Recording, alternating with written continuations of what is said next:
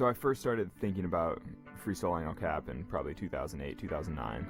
And then the first several years, it was just this abstract dream. And each time I looked at the wall, it would fill me with fear. And then I had a couple of distinct experiences on El Cap where I was like, oh, I could actually imagine being up here ropeless. I had to sort of accept the dream, or sort of like embrace the vision of it before I could get into the nitty-gritty.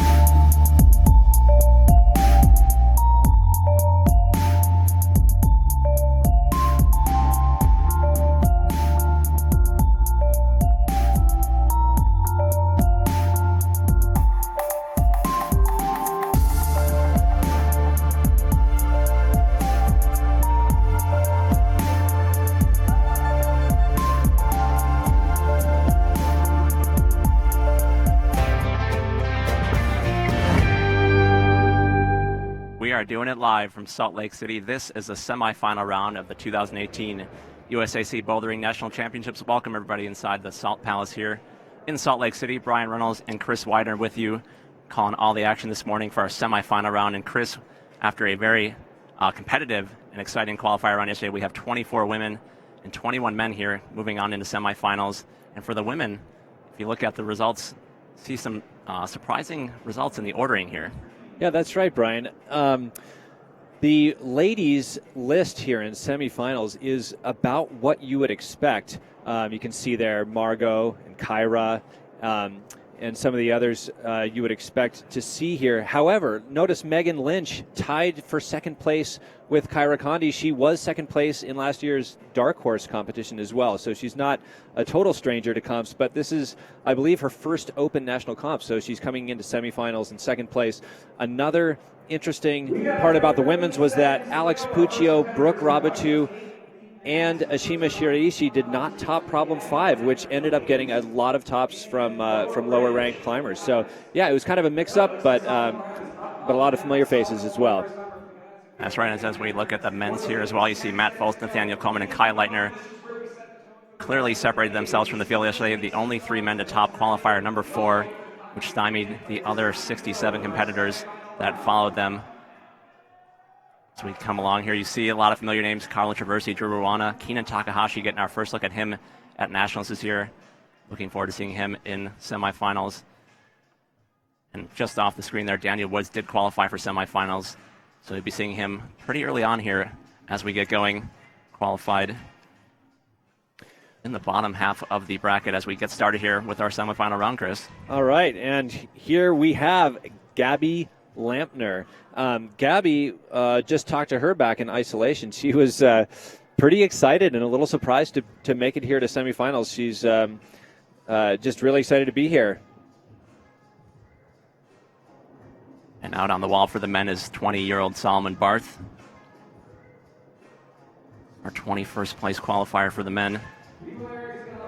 As we get this round started, take a moment to go over the format for today's semifinals. Climbers are going to have 4 boulder problems to climb on. They'll have 5 minutes on each problem, and then a 5-minute rest as they transition to the next problem throughout the round. There are no previews, so this is their first chance to look at each of the problems as they get to them.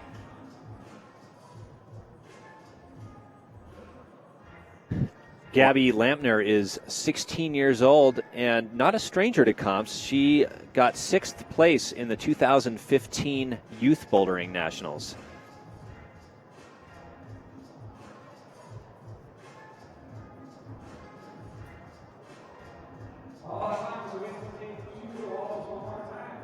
Remember, all weekend long here, you can join the conversation in the YouTube chat room or on Twitter with the hashtag USAC Bouldering. We'll be looking for your questions and your feedback, as well as who you're cheering for.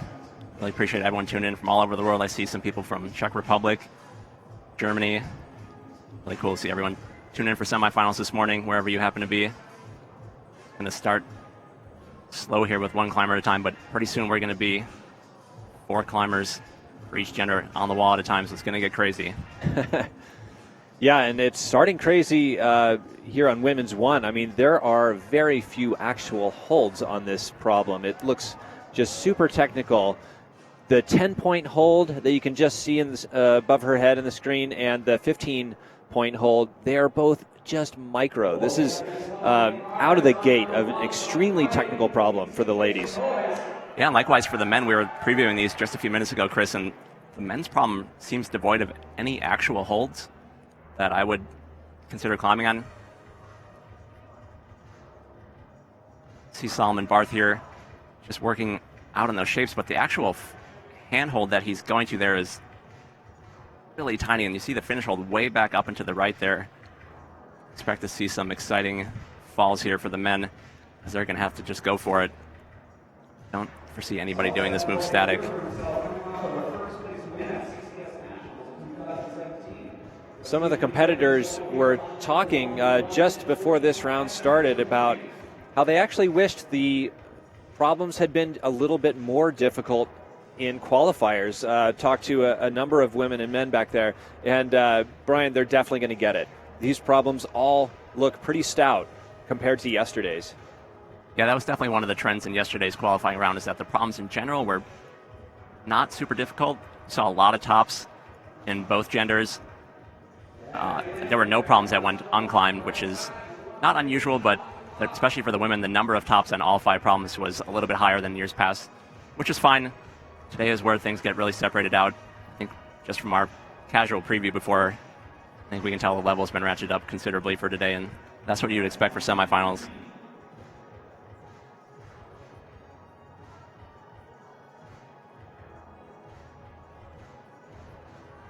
See that timing clock on the screen there. That's the official in-house timing. The competitors can see that as well. So they'll be checking that. As soon as it hits 0, their time is up. So no climbing after the bell. Looks like Gabrielle's calling it for her attempt on women's number 1 there. That was great, though. She did make it up to that 10-point hold. Yeah, and you mentioned that 10-point hold, Chris. There is a new scoring system at Nationals this year. It was used in the National Cups last year, and this year it's being used in the National Cups as well at Bouldering Nationals. Pretty simple system compared to years past. Each problem has a maximum value of 25 points, and then you see individual zone holds with individual point values there, 10, 15, sometimes 5 points as well. And the competitors get points for each hold that they control, and then a 1/10 of a point deduction for each attempt to a high point on the problem. So the best they can do is flash every problem and get 25 points. So as you're checking out the scores today, perfect score for semifinals would be 100 points. You can be able to check out those scores at usaclimbing.org as they get entered. Should be entered pretty quickly today as the athletes finish each problem. You'll be able to see how your climbers are doing, and we'll bring you those scores as well as part of the broadcast, but you can always check those out on your own at usaclimbing.org. You're watching Emily Herdick here from Boulder, Colorado. She's on Team ABC.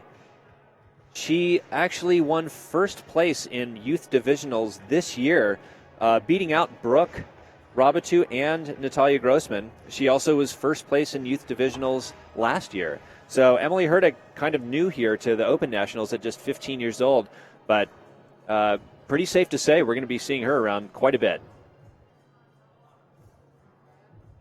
Out on the wall for the men on men's number 1 is 23-year-old Noah Ridge from Minneapolis, Minnesota. Noah took second at Lead Nationals in 2014. Still looking to break through to finals here at Bouldering Nationals.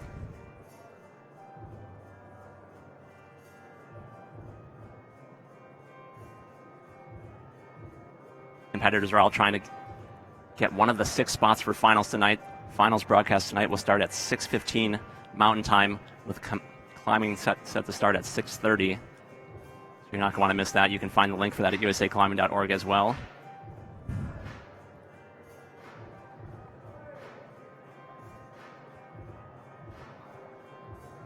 Oh, Emily Hurtig there. What you can't exactly tell from your perspective is that those slopers, those volumes that she's grabbing with her hands and standing on, have a very, very fine grain like sandpaper. And there's no real hold to it. It's just purely the friction of that sandpaper. That's a little bit different from the volumes that Noah's on here that are a little bit smoother, I felt like, when we were touching them. The black volumes seem to have a little finer grit, a little bit easier to stand on and grab on. And the lighter volumes, a little bit less so.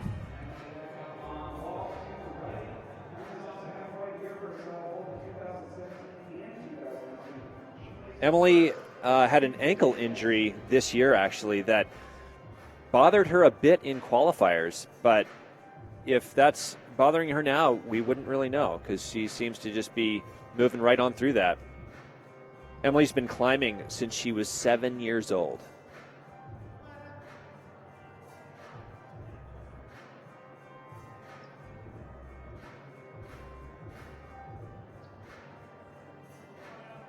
You know, here wrestling with the start hold, you see those 2 tape lines means that he has to start with his hands on that volume.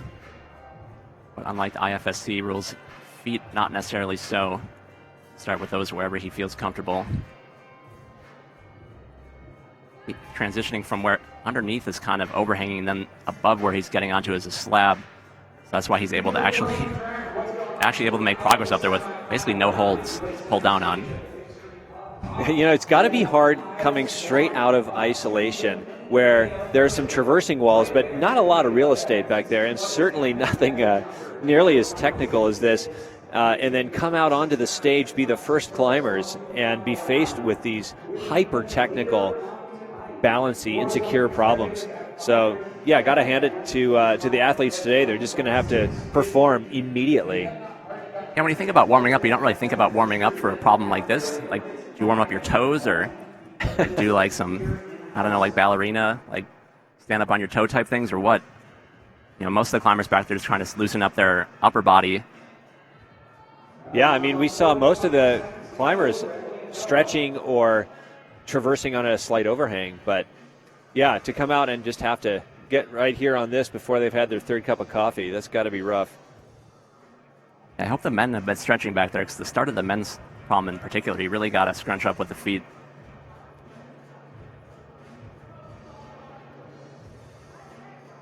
Looks like Noah's going to have one more time trying to get control of that 15-point hold at least. He's definitely gotten credit for the 10-point hold that you see there.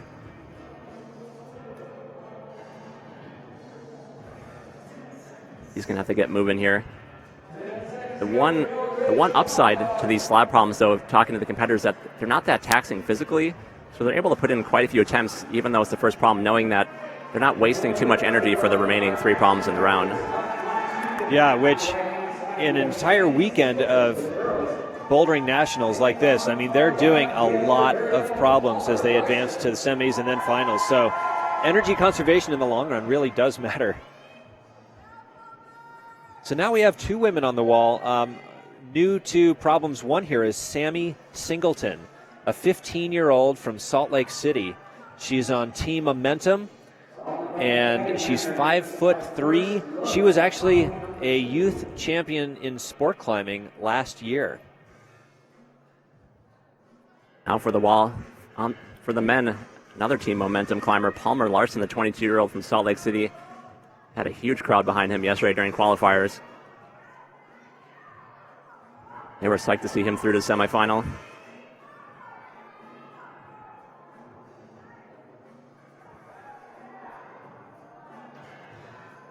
Gabby Lampner there for our first views of women's 2.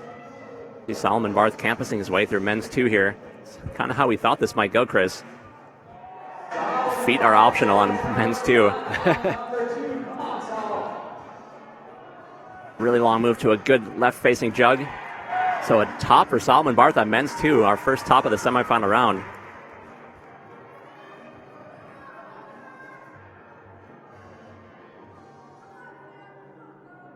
So nicely done for Solomon Barth. We thought that problem might actually be a little bit easier than the first one, just based on it being a little bit more straightforward. See if Sammy can figure out women's 1 here. None of the women have gotten past hold 10 at this point. Oh, look at that. See, she's able to use that inside corner, which is pretty good. Pretty crucial to this problem. She's going to try and get her foot up where her hand was there. She's really going to have to press and trust out onto that left foot. Super difficult with how small that right hand is. It's just a tiny little crimp. See the foot popping as soon as she weighted it. It's a tough combination there. Yeah. Gabby Lampner now fighting to control the 10 hold, and she just did. So there's 10 points for Gabby on this one.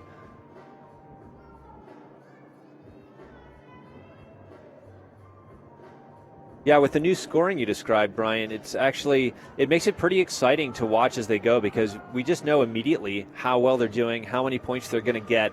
And the competitors, it gives them incentive, even if they think they can't top, to just keep climbing if they can get a couple holds further.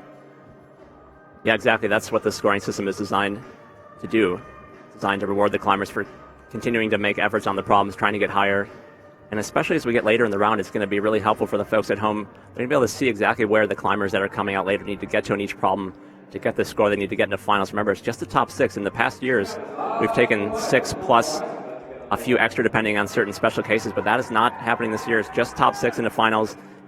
If they need to make, the U.S. national team is going to be top 6 competitors, so if they need to go back into semifinals for that, they'll do that. But a couple of the women are already on the national team based on their international results.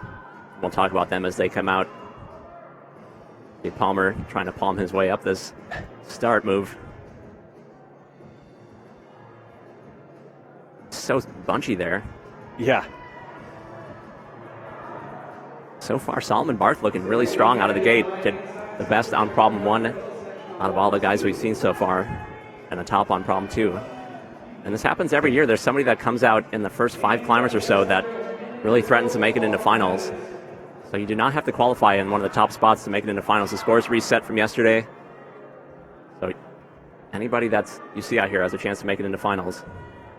Sammy Singleton looking at the clock and deciding to go for it again with just over 30 seconds. I think she just kind of got her high point there, actually, almost sticking that volume before point 15. So she will have time for another good effort here.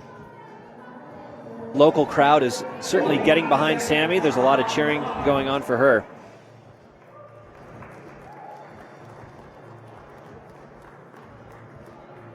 And Miriam on Twitter says she's so psyched for the main sporting event of this weekend, USA Climbing Bouldering Open Nationals. I didn't know there was any other sporting events going on this weekend, Chris. So yeah, this is definitely the sports bowl of the weekend in my book as we transition to our next group of climbers. Stepping onto the left side of the wall for the women is Anna Kelly. She is a 19-year-old from Fort Collins, Colorado. And out next for the men, John Brosler, 20-year-old climber from Plano, Texas, recently relocated to Boulder, Colorado, 4-time speed national champion. John, one of the fastest climbers in the world. He's definitely thinking about the Olympics. His speed skills. We were talking to him in isolation too, Chris. This is his first time making semifinals at Bouldering Nationals, so he was pretty psyched. Yeah, he seemed very, very excited to be here.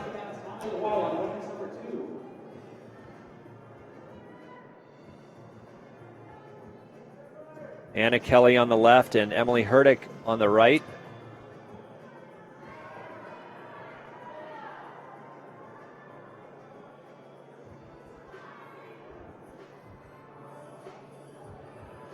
Rich trying to figure out how he's going to get his left hand all the way over there. That works. Nice work. Even though this problem is steep and involves campusing, in some ways it's one of the more straightforward ones we've seen this weekend. Just the hold that you're campusing off in particular is pretty positive. Yeah, we heard some of the competitors echo that, which they put it, the holds, or problems rather, have been compy, which means more World Cup style versus how bouldering comps used to be set, which was more straightforward, powerful, that kind of thing. And unanimously, the climbers seem to really enjoy the compy style. So this set certainly appears to be the same way. Got Emily Hurdick there with a new high point on women's 2, matching that sloper. Oh, but I don't think she would have gotten credit for hold 15 there. The climbers have to show control on the hold to get credit for it, so they have to be there for 2 seconds or their momentum has to be stopped.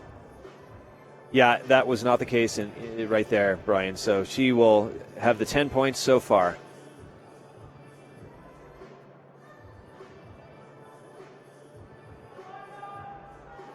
All the holds on men's 2 are pretty in-cut, with the exception of the hold on the volume past the roof there. That hold is not in-cut, put it mildly.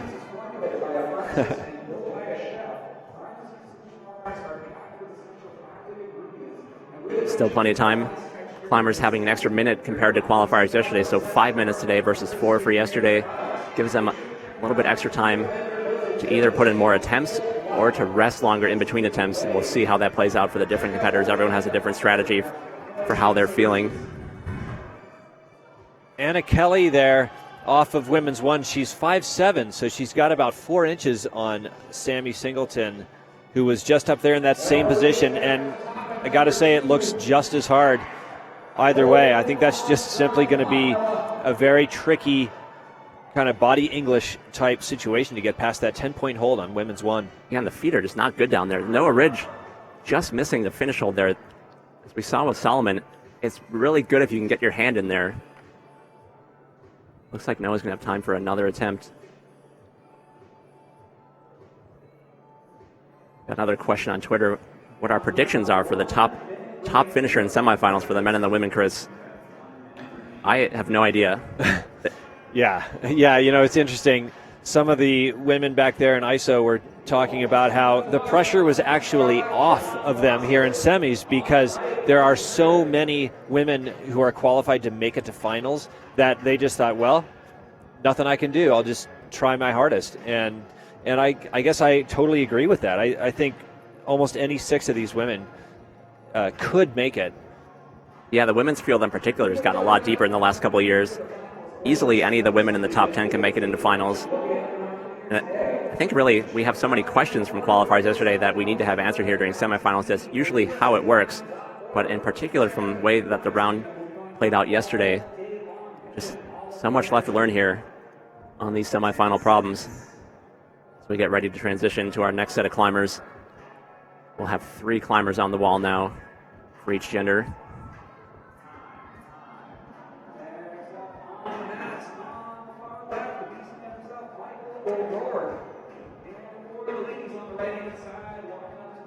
Out next for the men, down there on the far left side, Michael O'Rourke from Chicago, Illinois. I know he's been living in Colorado for the last several years. My information here says he's 23, but I feel like I've known Michael for 20 years. We have Audrey Miller out for the women. And Audrey competed in the last of the 4 National Cup Series, the Southern Grit, and she placed 6th in that. This is her first time in the semifinals in Open. I think it's her second Bouldering National Championships, but her first time to semis. She was really excited about that. She's from Atlanta, Georgia.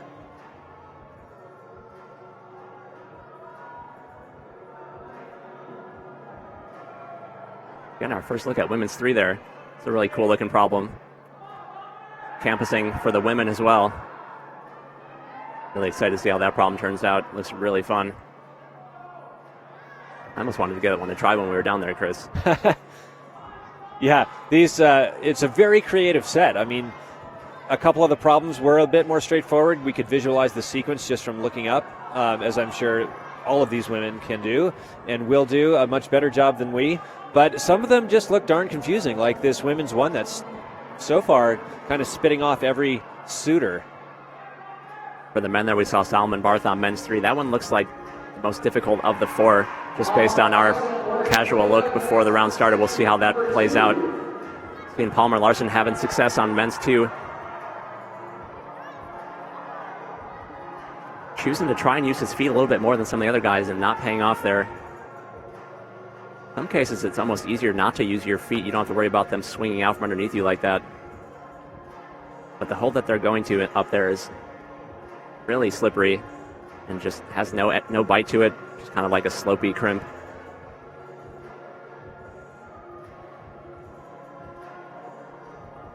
Michael O'Rourke getting established on the slab for the first time in a couple of competitors here.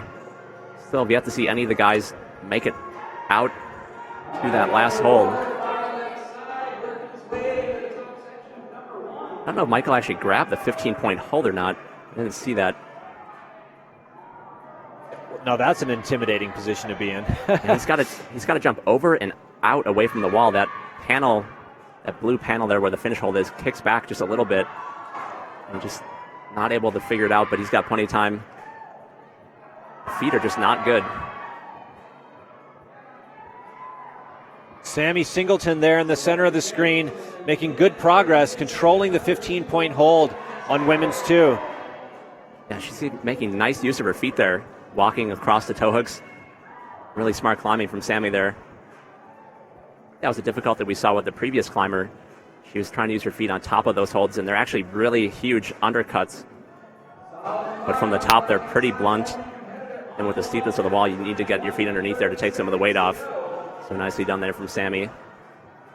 For the men here on problem 3, like climbing on these shapes, it's so confusing. Figure out, like there's, they kind of leave some chalk on the tempting parts the route setters do. Try and lead the climbers in the right direction. But it's definitely a little less obvious than a problem like men's 2 here, where it's pretty easy to read the sequence. It's a matter of execution. Yeah, Palmer Larson. Local crowds behind him here. Not able to get the force off his left foot there to get up to the finish. So Solomon Barr's still the only climber to finish men's 2.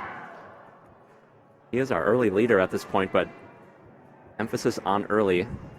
And yes, good point. And we did just see Audrey Miller almost stick the volume between points 10 and 15 on women's 1.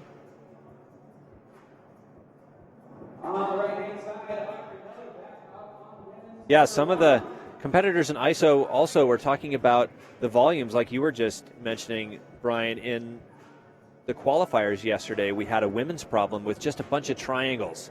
And even Nathaniel Coleman said he was glad he didn't have to try to do that problem because it just looked so confusing. And then all of the ladies who were there used apparently different beta to make that happen. So it's cool that there's so many different ways to solve some of these problems, but it does add to the challenge.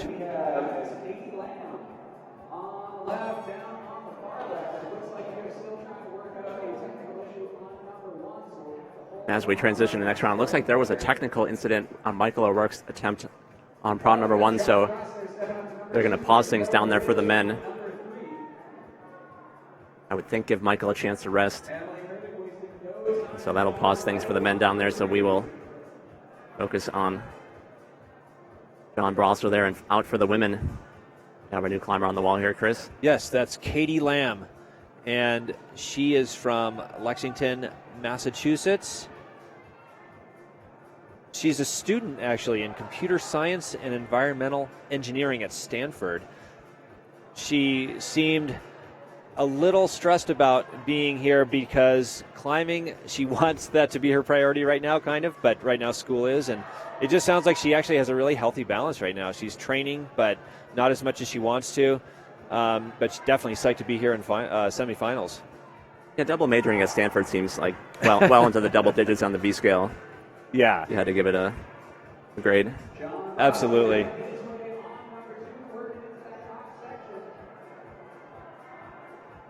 John Brosser climbing really well this weekend.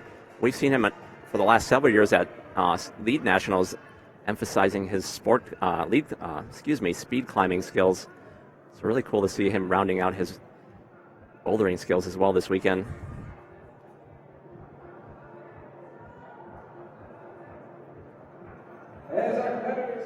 Men's 3, in addition to the volumes, they all have little foot chips on them. You see Noah's right hand on one right now. Lets him pinch that corner. Likewise with his left hand pinching that corner. So the road setter's just kind of sprinkling foot chips around, help the climbers out there. Emily Herdick out there on women's 3.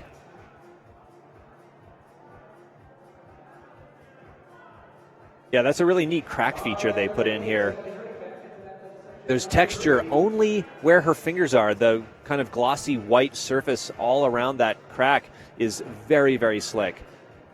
And you see how the feet disappear, so she has no choice but to campus.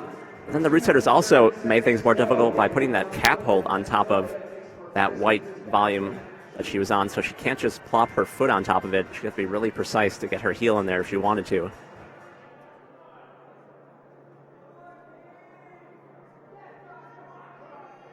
We see Michael O'Rourke.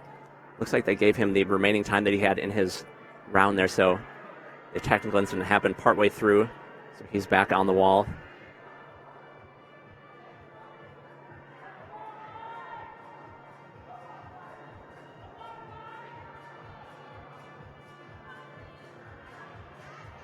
Like John's going to try a different method here. Hold underneath the roof. I think at this point it looks like a sucker hold because it's really bad. Maybe only could really help the climbers if they're trying to get momentum up to the finish hold. Michael back up to where he was previously.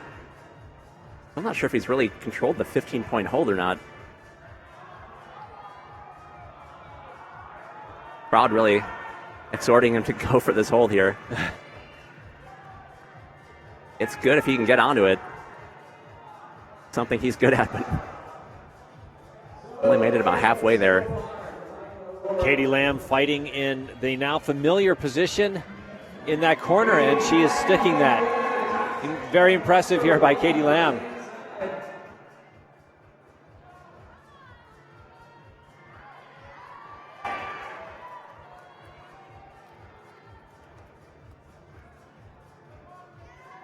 And she is the first to make it to that 15 points on women's 1.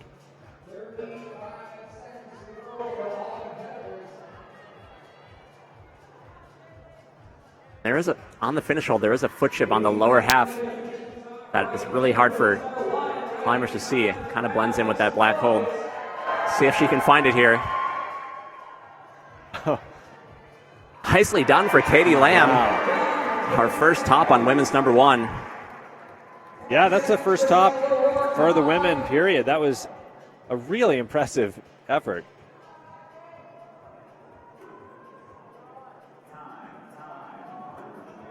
Just like that, we are to full capacity on the wall here. 4 climbers out for the men and 4 climbers out for the women, including a man who needs no introduction out on the wall for the men. Your 9-time national champion, Daniel Woods.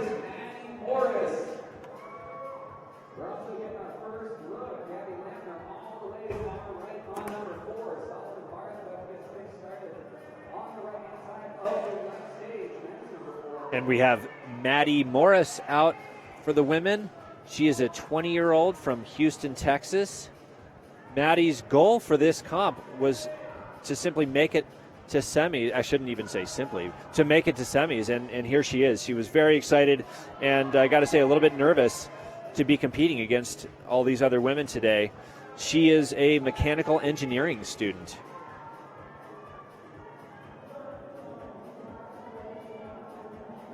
Also on the wall, we've got Audrey Miller, Sammy Singleton, and Gabrielle Lampner from left to right for the women. Joining Maddie Morris out there.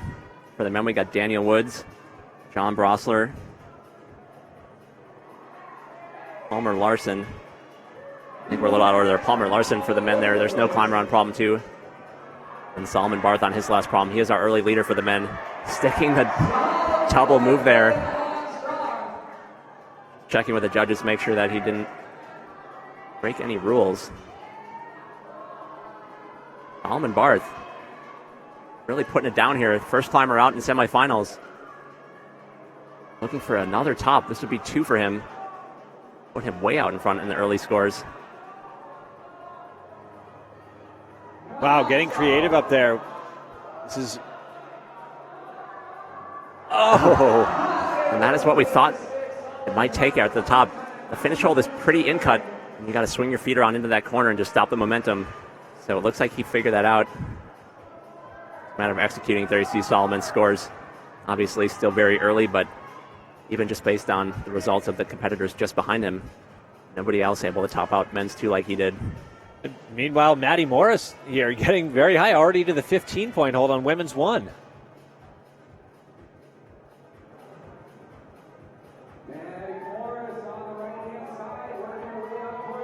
Got a really good look at how small those holds are.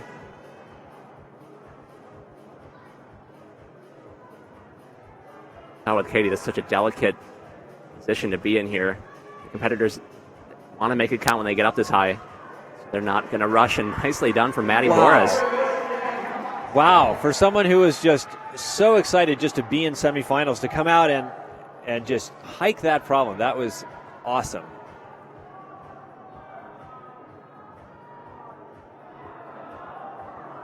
Solomon Barth with another top. 2 tops for him in the semifinals. Putting out the early lead there for Solomon Barth. Nicely done. All eyes now on Daniel Woods here down on the far left side of the wall here at the Salt Palace.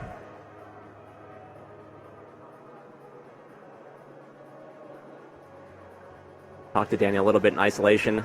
Said he felt pretty good yesterday. A little bit frustrated with how he did on problem 1 specifically. Felt like he could have finished it. But he also mentioned he's been focusing on getting ready for a trip to Spain and not focusing quite as much on indoor climbing these days as he once did. Palmer Larson here, still trying to figure out the sequence on men's 3.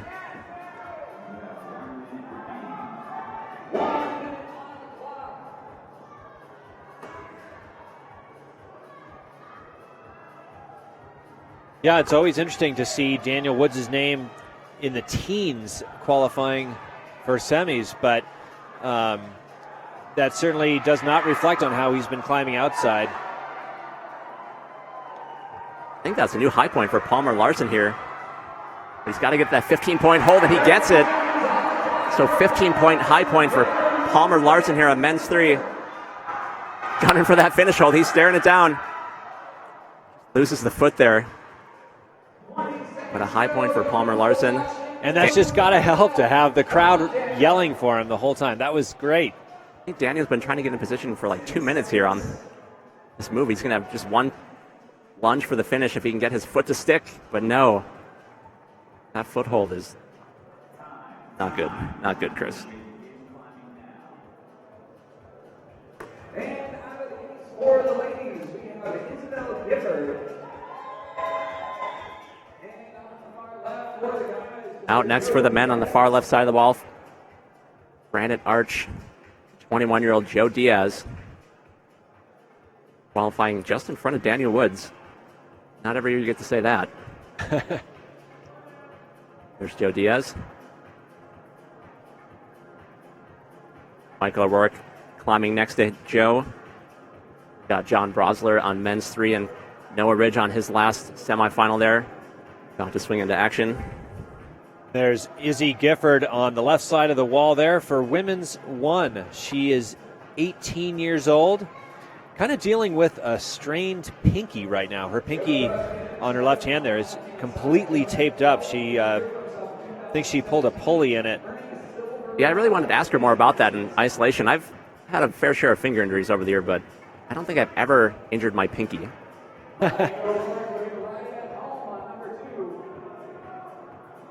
Also climbing on the wall with Izzy is Katie Lamb on women's 2 there. Anna Kelly on women's 3. And finishing out her round in women's 4 is Emily Herdick there.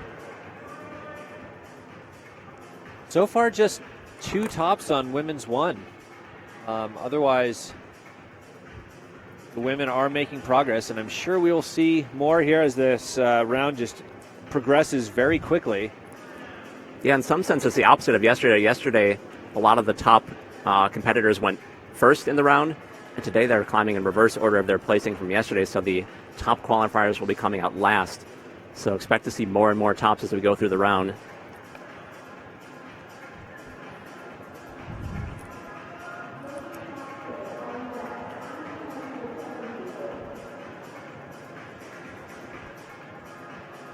Another question from Twitter at USA Climbing, wondering if we're going to get to try these problems after semifinals is over, Chris, and that answer to that question is no.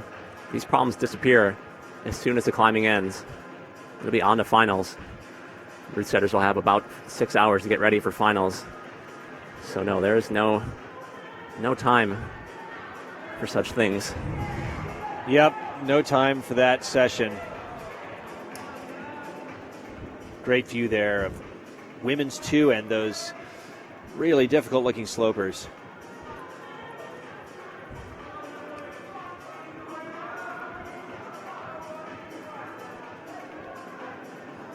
Right now the women are all grounded and taking a look, figuring things out. This is definitely what they had hoped for. More difficult than qualifiers, that's for sure. And for the men, John Brosler on men's 3, he would know that Palmer Larson right before him did pretty well based on the crowd reaction. So it gives them some confidence that the problem is doable, to a certain extent at least. And I think we're pretty likely to see some tops on men's 3. We weren't sure about that coming into semifinals here, but have to think it's doable as Joe Diaz, our best effort so far in men's 1, got his hand on the finish hold. But remember, he's got to control that with both hands to get full credit to get those 25 points. See those point numbers on the wall across all the problems here. That denotes the point value for each of those holds if the climbers control them. And there's a 1/10 of a point deduction for each attempt to that high point. So the best that they can do if they flash problem is 25 points. So keep that in mind as you check out the live scores as they come across the wire here at usaclimbing.org. See a bunch of them have been entered so far. They're getting entered as soon as the climbers are done with each problem. So updating in real time. Solomon Barth way out in front right now. But it is very early. Yeah, Joe Diaz just really committing to that right toe hold. And that works. So Joe Diaz with the top for men's 1, he is psyched. And the key there seemed to be his willingness to commit to that foothold a lot sooner than the other guys. The other guys, Michael and Daniel, really messing around on the corner over there, which was more comfortable, but not putting them in a position to actually get out to that finish hold. So nicely done from Joe Diaz.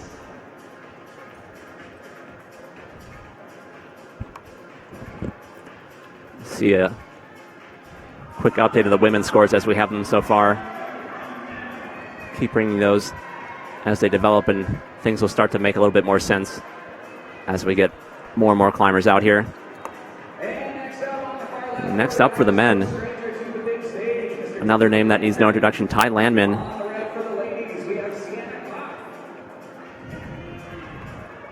27-year-old climber from London, England. Been living in the States for quite a few years as well. That's Sienna Cop right there for the women. She's 15 years old from Golden, Colorado. Sienna trains with her dad, and she is not on any team, and she felt like that's kind of a great way that she can have an edge and be a little different. She was super excited to be here in semifinals. Sienna Cop. Also out there with Sienna, we've got Maddie Morris, Audrey Miller, and Sammy Singleton. Sammy Singleton's been climbing really well. That looks like the high point so far for women's 4. Looks like that gets 10 points there, anywhere on that volume. Now for the men here, Daniel Woods. This problem was basically designed for him. No surprise to Daniel with the top on men's 2. He'd much prefer to be on a problem like that than a slab, but he also knows that to be champion here, you have to be good at all styles.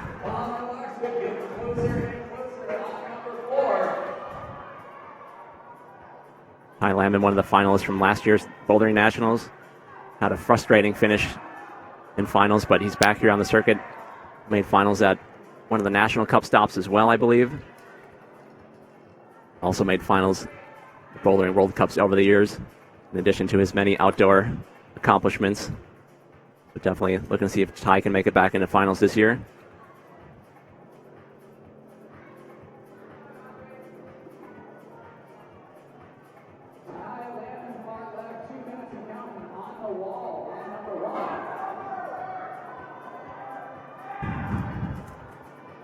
The time goes quickly here for these competitors after 1 or 2 really good attempts. They're not only tired, but they need to kind of refigure their beta. So this, the few minutes they get sure goes by quickly. You can basically tell when Palmer Larson does something good here because the entire crowd erupts in a way that doesn't happen for the other competitors. He has so much support here. Salt Lake local.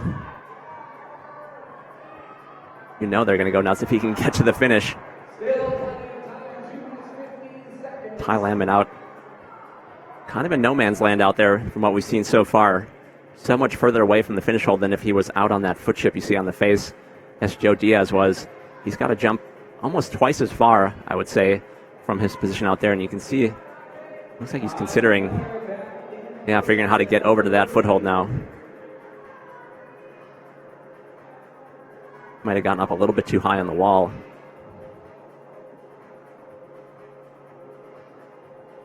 If Ty is climbing anything like yesterday, he'll push it to the last few seconds. He did top 3 problems yesterday with just a few seconds left on the clock.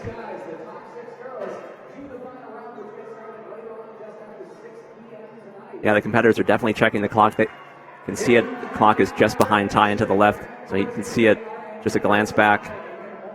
At some point, he's going to realize that he's going to be out of attempts here. Taking quite a bit of time to reverse himself back into position.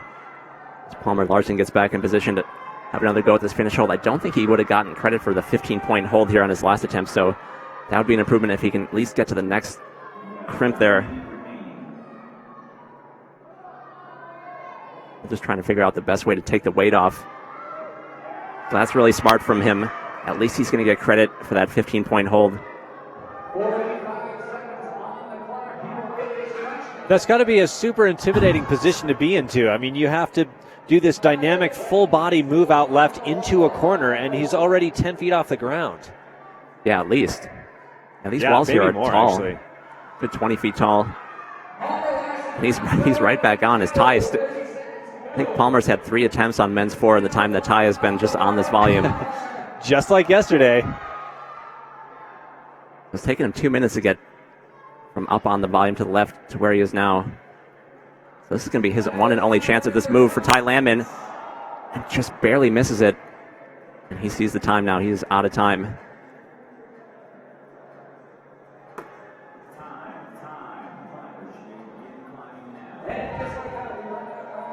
Out next on the mats for the men, 30-year-old Vasiev Rotnikov. Past podium finisher at Nationals a few years ago. Great to see him back at Nationals again after taking the year off last year.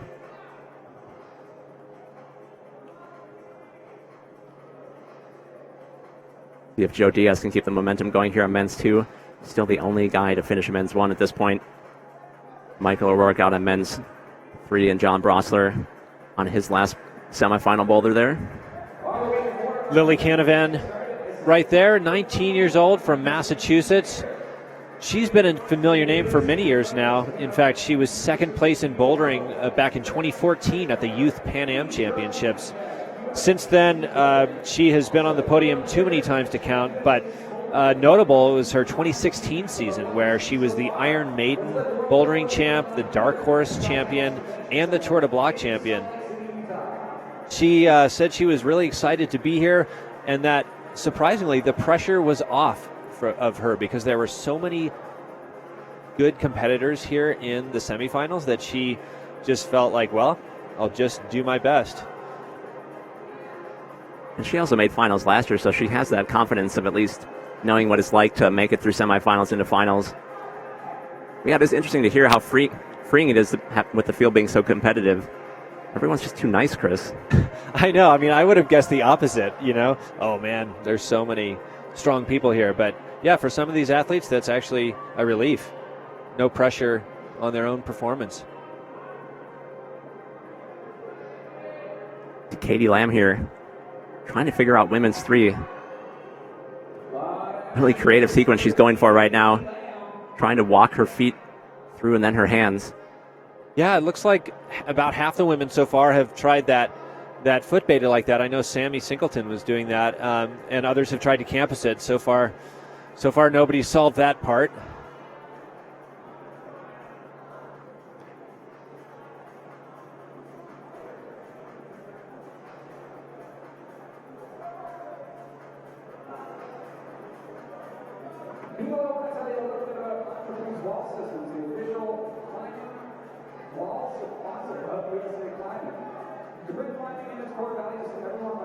You have Joe Diaz. Has the same skills on the roof that he demonstrated on the slab there just before. Total opposite style problem right now. Kind of punishing from the route setters to go from the tricky slab to the powerful roof straight away here.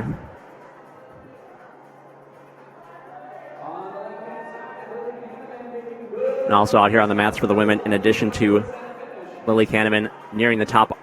Let's focus in on Lily here right now. Actually, she's almost at the top. Women's 1, we've seen this unlocked a few times now. And that's actually control of the finish for Lily Kahneman. Just got to get 2 hands on any part of the finish hold, so nicely done from her.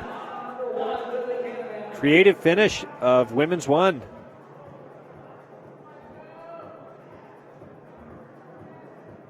This is a lot of energy that Joe Diaz is using here.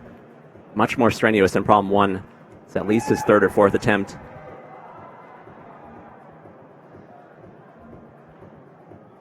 Remember, the competitors only have 5 minutes to rest in between problems here, so that goes by so quick.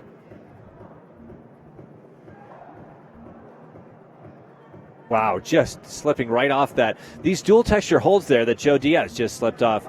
Only the white part there has any texture whatsoever. The rest of it is very, very slick.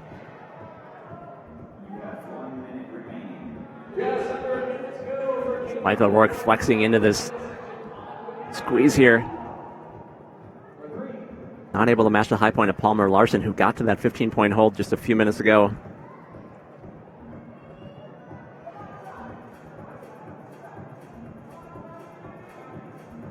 There's Katie Lamb on women's 3.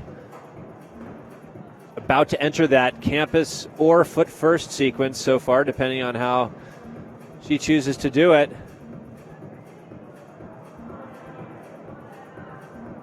Very close, very close. A great question from Shannon in the chat room here about isolation that we keep talking about. That is in a separate room here. The competitors in isolation cannot see what's going on out here. There's no route preview, so they have no idea how the other competitors have been doing out here.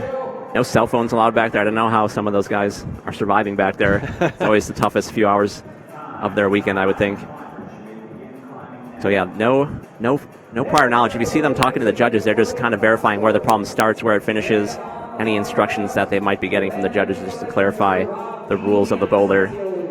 Other than that, no prior instruction as we see our next male competitor come out here. Another long-time staple on the national circuit, Rob D'Anastasio. Rob, one of our over 30 crowd in semifinals today. Great to see Rob D back out here at Nationals. And that is 15-year-old Chloe Koskoy. We saw Chloe compete at the Battle of the Bay in the National Cup Series, her only of the 4 National Cup competitions. Great to see her here in semifinals. We can update a look at the scores. Katie Lamb in front right now.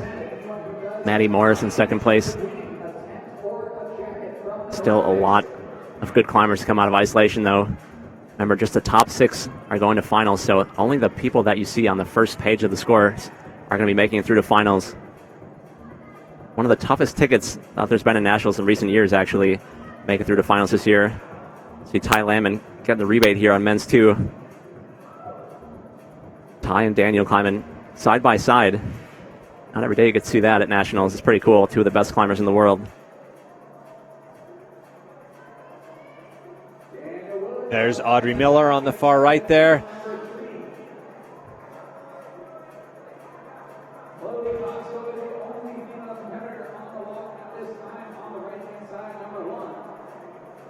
Chloe Koskoy getting that 10-point hold control and now maybe changing it up.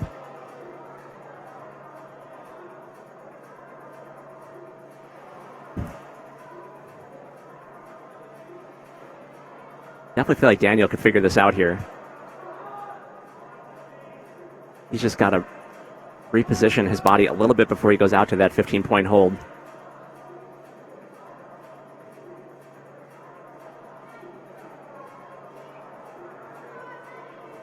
Rob D'Anastasio over here on the slab.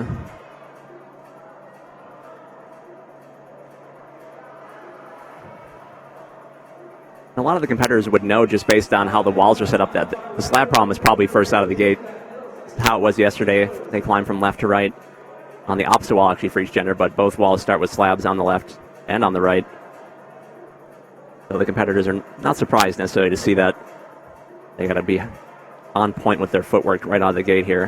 2 minutes, 10 seconds to go for all competitors. We've got Chloe Koskoy, Sienna Cop, Maddie Morris, and Audrey Miller. The ladies, there's a look at Maya Madere, who will be coming out next.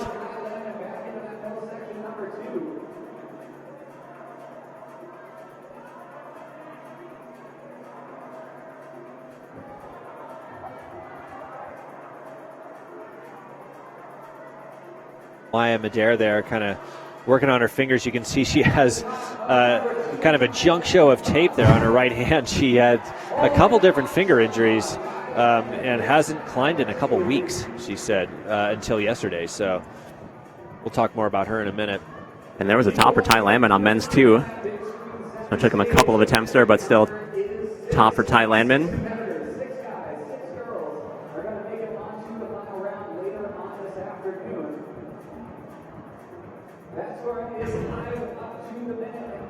It's about a minute left here. Out of the 5 minutes the competitors get in each round of semifinals here. We're starting to see a little mix of competitors resting more, some trying more depending on the style of the problem. Certainly men's 1, seeing climbers on the wall most of the time. The other problems, resting more so and just giving 2 or 3 really good burns. Yeah, and we're nearly halfway through the women's field, and only number 1 has been topped. Maybe again here with Chloe Koskoy.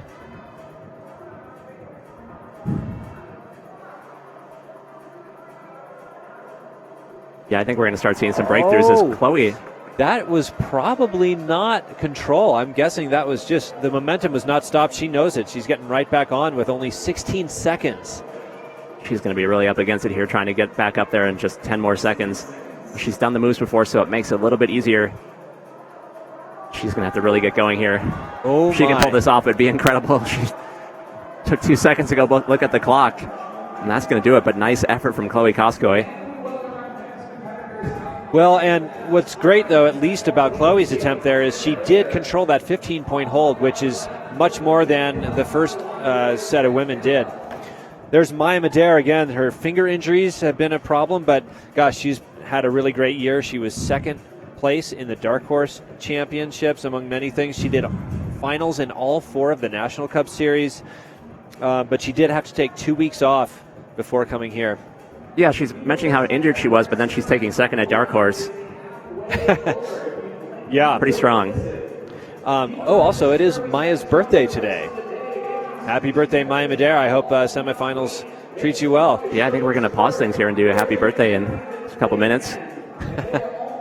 Out on the wall for the men down there is 17-year-old Zach Gala from Sewanee, Georgia. Could be Sewanee, Tennessee. They don't give us information for some reason. Likes climbing in Chattanooga, though, but who doesn't? Vasya there likes climbing in nationals. Yeah, I don't know who's been in more nationals or for longer, Vasya or Rob D or Daniel Woods. I mean, they've all... That's a good question. We've seen their name over and over and over, and it sure is great to continue to see. Rob and I were talking about that in isolation, and the information I can find only goes back to 2005, and that's the first year I think Daniel won nationals. I know Rob was on the scene back then, and it's kind of cliche, but a lot of these younger competitors were barely alive when Daniel won his first nationals. Barely alive? Does that mean you're not really alive when you're just a few years old? Just not sentient yet. I can say that as a father of a young child now. I barely feel sentient after watching all of these competitors here just fly through these problems. There's so many strong people, so many awesome problems. The walls are packed right now, and this is all for a spot in the top 6 in the finals coming up tonight. And Sarah in the chat has my back that Zach is from Georgia, so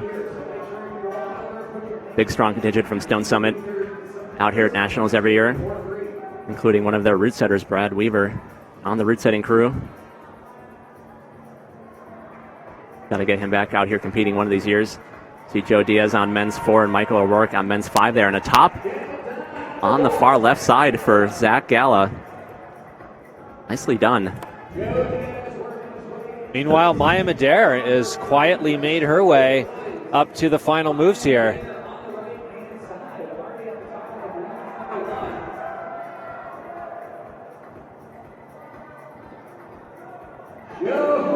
Just out of frame, Joe Diaz gunning for the finish hold on men's 4 and just missing it, so matching Palmer Larson's high point. As Maya's still trying to figure out the best position here. Gets stressful up there because she knows the energy it took to get up here, wants to make it count. Just sort of slinking her hand across the wall there. And we did just see with Chloe, it's not a giveaway. Oh, no. That. Yeah, and Maya, same fate as Chloe Kuskoy. Only this time, Maya still has about a minute and a half. I'm sure she will do her best to get back up there. And that's what we're talking about.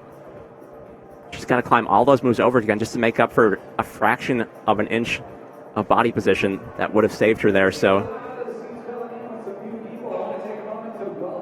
big miss there for Maya Madera.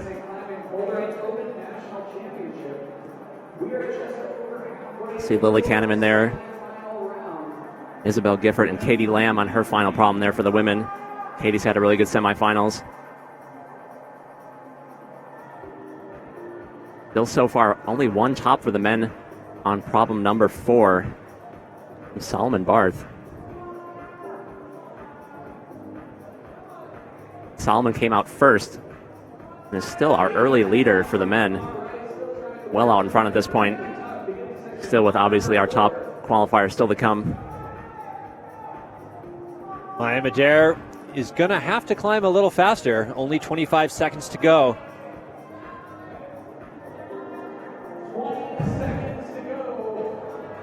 This is going to be tough because rushing is what got her in trouble in the first place on her last attempt. Just 10 seconds to go. This is definitely coming down to the last moments that Maya has. Can she find that balance point in 3 seconds? She's going to run out of time. Oh, she gets it. Oh, Wow. my gosh. And there's a rare smile from Maya Madera at the very top of the wall. 1 second on the clock, and she made it happen. Happy birthday, Maya. Yeah. Awesome effort from Maya Madera there. As we move right along to our next set of competitors down there for the men. 19-year-old Charles Barron from Billings, Montana. Climbing next to Rob D there. Ty Landman and Daniel Woods, other two men out there. We have Michaela Kirsch here up for the women. She almost needs no introduction. She has been doing super well in these comps, climbing outside, well known for her sport climbing at the Red River Gorge.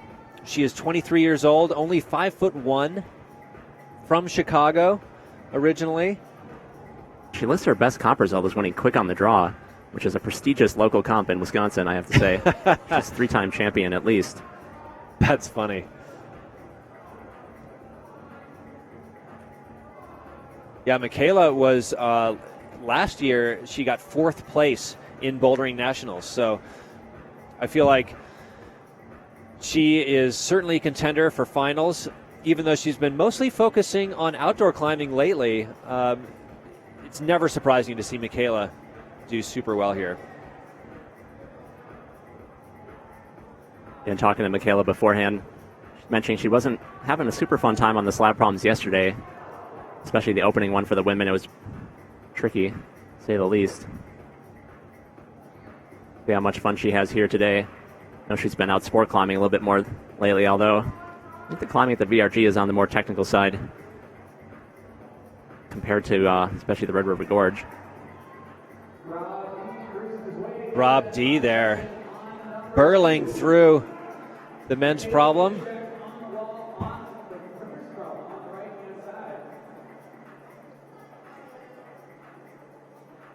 Ty always dressed business casual for the comps.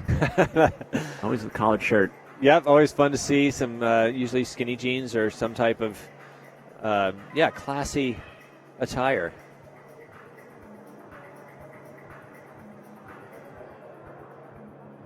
So far, just one top for Daniel Woods in semifinals.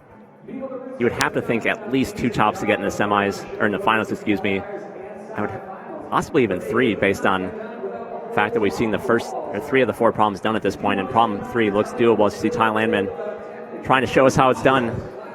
Definitely think that some of the guys are going to be able to finish that problem as well, so have to think 3 tops to get into finals for the men.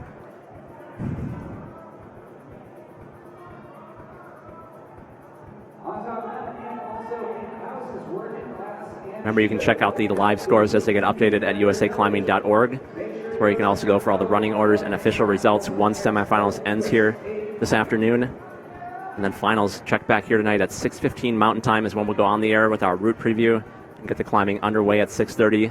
Not going to want to miss that. We're going to crown national champion for 2018.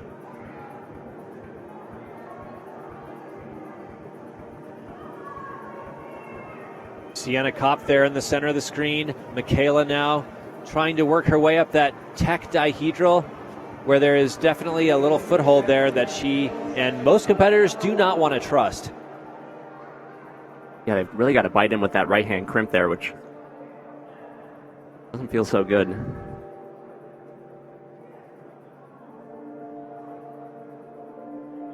As these competitors eye up their last attempt here.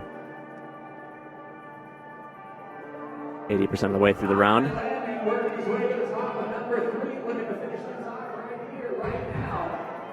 Looks like, looked like Ty got his heel on that hold that time. I think that's the way that you're going to have to do it, but see if he has enough time for another attempt. He looked frustrated there. I think he knows that he figured it out.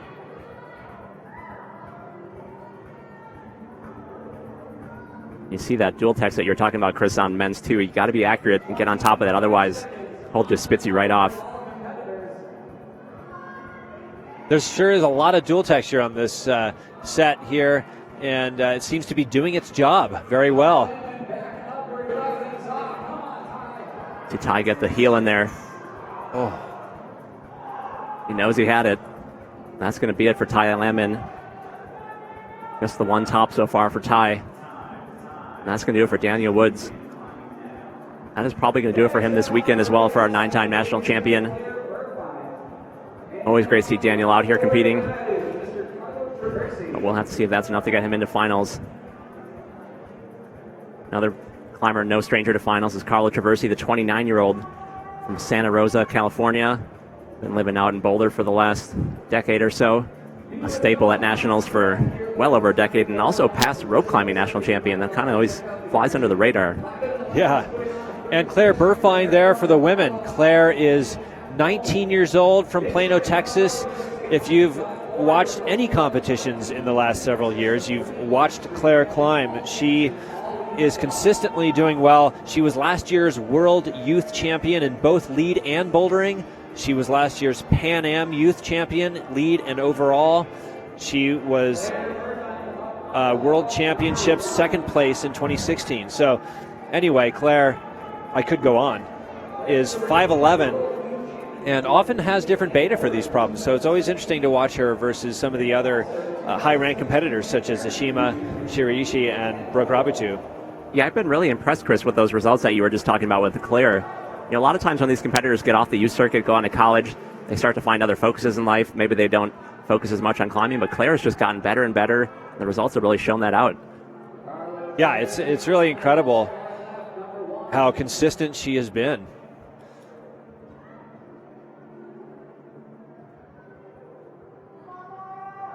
There's been a lot of discussion in the chat room about Maya's attempt there on women's one. She did get credit for the finish hold right under the deadline there. So she did get credit for finishing women's one. See her on women's two here. We're still looking for our first top on that problem. And yesterday in qualifiers, Claire actually climbed, for her, I would say poorly. She struggled out of the gate on problem one and problem two, not topping either one, but then finished with tops on the last three to make it into semifinals. Yeah, I was starting to lose a bit of hope, actually. But sure enough, like a champion, Claire did pull it together, and here she is. A lot of action for the men over there. Zach Gala, 2 for 2 for the men. Didn't we have some dark horse predictions from yesterday there? He is the first climber to do the first two problems so far, so Zach Gala was not on my dark horse list, but he is now.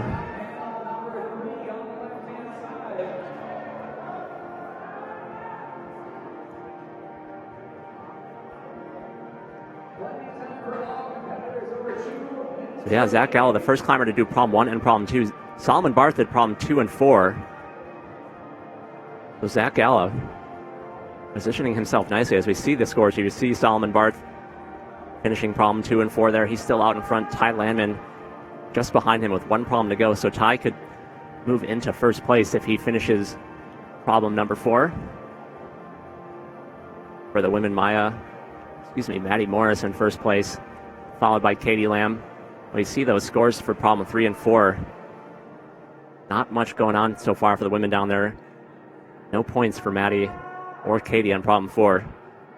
Yeah, we will probably see some of those points getting onto the scoreboard here, though, in our next set of competitors. We certainly have some power coming into the women's field here very soon.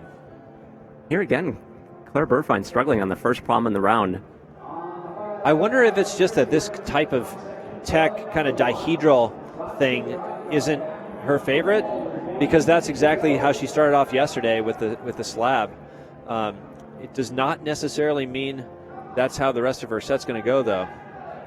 Here's Vasya Vorodnikov getting to the 15-point hold on problem 4 and looking for our first top. He is in position. No. So far, none of the men are able to figure out how to keep their feet on there. The finish hold is not very good. It's slopey, and the wall is just kicking down like that. Got to keep your foot on. Oh, with 30 seconds left, Claire Burfine doing a very unique walkthrough in order to make it to the 10 and then the 15-point hold. That was some crazy last minute, I can only imagine, beta. This is her last chance, and she knows it. She hears the 10 seconds, but still a top for Claire Burfine, and she is psyched. Wow, and there it is. That's what it takes. A little bit of an eye roll there. Just happy to have that one finish with. Seeing some amazing performances by the women over here. That is Brooke Ravabu stepping up. Brooke has also been around competing forever. She is 16 years old from Boulder, Colorado. Team ABC, 2016 all-around World Youth Champion. I could go on. Now next for the men, Keenan Takahashi, a 26-year-old climber from Davis, California. Said his best result is taking first in some small comps, but if you follow him on social media or have been watching any videos around, you know Keenan is one of the strongest climbers in the country. Climbed multiple V14s. Just did the nest down in Red Rocks. So Keenan, new to nationals, but not new to hard climbing. Really excited to see him here this weekend.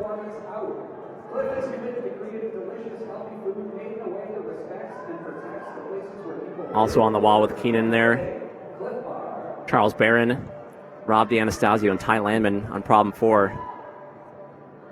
As we were talking about, I can put up a good score on problem 4. He can move into first place in the early results here.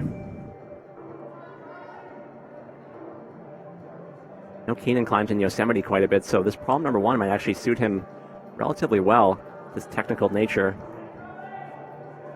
See if he gets sucked into no man's land out there on the left side or not.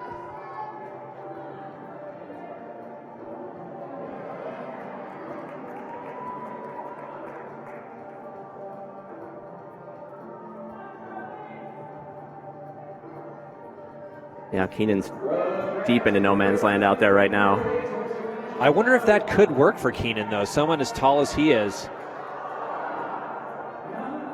And on top for Charlie Barron on men's 2. Crowd is psyched for Charlie. Rob D'Anastasio here going for the final hold. It's a swing and a miss. But very close. Nobody's gotten further than that.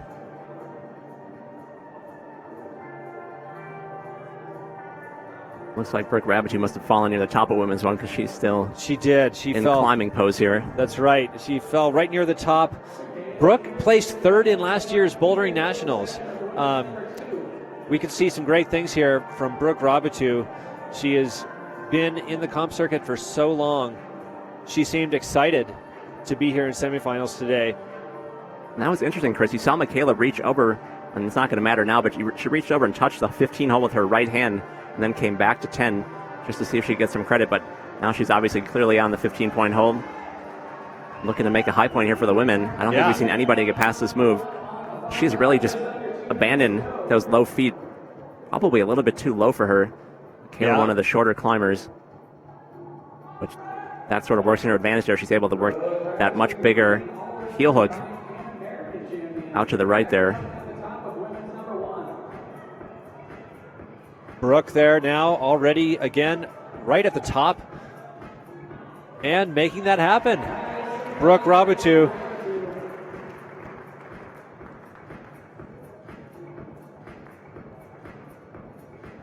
Michaela shaking out for another attempt. Again, these time limitations are really taxing, especially when you consider putting in a good effort in getting part of the way, most of the way up the wall. These competitors are going to have time to rest and then maybe just give it one more attempt. I mean, it's just not that much time. You see down on women's 5 there, I think I misspoke earlier. You see that the 10-point tape goes specifically to the hold screwed onto the volume, so the bottom part of that volume is not count for scoring, which is why none of the women have scored on that. Nobody's actually gotten up to the hold with the tape leading to it there.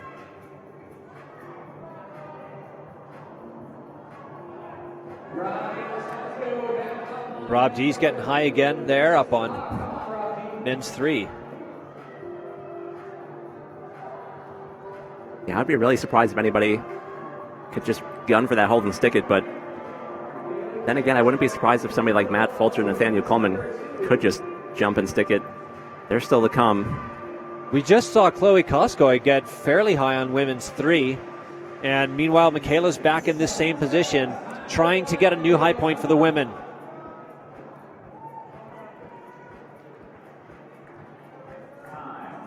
And that's going to do it as we transition to our next group of climbers here. Out next for the men is young Drew Ruana. Drew's been climbing literally his entire life. 18-year-old from Redmond, Washington. On Team Vertical World up there. Loves climbing at Smith Rock, so see how that helps him on this technical first problem. Certainly can't hurt, Chris. No. And Lisa Chulich from Portland, Oregon is out. She's 25 years old. And Lisa had an incredible qualifying round yesterday. She certainly climbed at least as good as I've ever seen her climb. She's a regular in these comps. Not her first time to semifinals, but with the way she was climbing yesterday, who knows? She may be able to advance. Claire Burfine there. Yeah, I would not be surprised if Claire was the first woman to unlock this second problem here. In order to improve the score, though, she's got to get to the finish. There's no score, no point value on that next holdout left. Got to get all the way to the finish to get higher than 15 points. And Claire, being 10 inches taller than Michaela, was able to use those low feet that seemed to suit her, but still that move, high or low, seems pretty tricky. And then especially the next move, she's got to get her foot, her knee's going to be in her chin. Such a trade-off being tall. Carlo Traversi here, swinging into action on men's 2. This is definitely Carlo's flavor of boulder problem. Carlo mentioning in isolation that he's pretty excited to be here this year, actually. Not traveling as much. Sounds like he's doing some real grown-up adult job type stuff lately, so trying to open a gym I know out in California. So excited to take a break from that and come out here and compete at nationals again. Lisa Chulich trying to get ready to trust that left foot in the corner.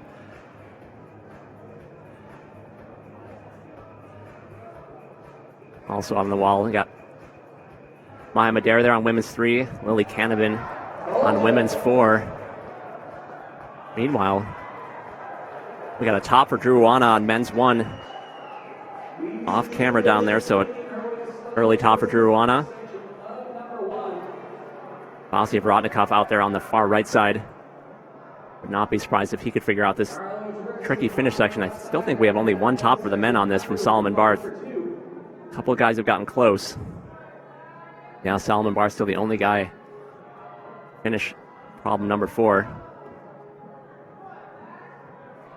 And Carlo just barely making that happen. Incredible.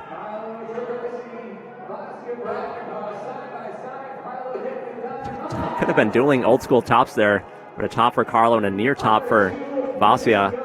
And let's not sleep on Zach Gala there. Speaking of tops, there's Lisa Chulich near the top of women's 1. There it is. She's matched that problem. Nice work.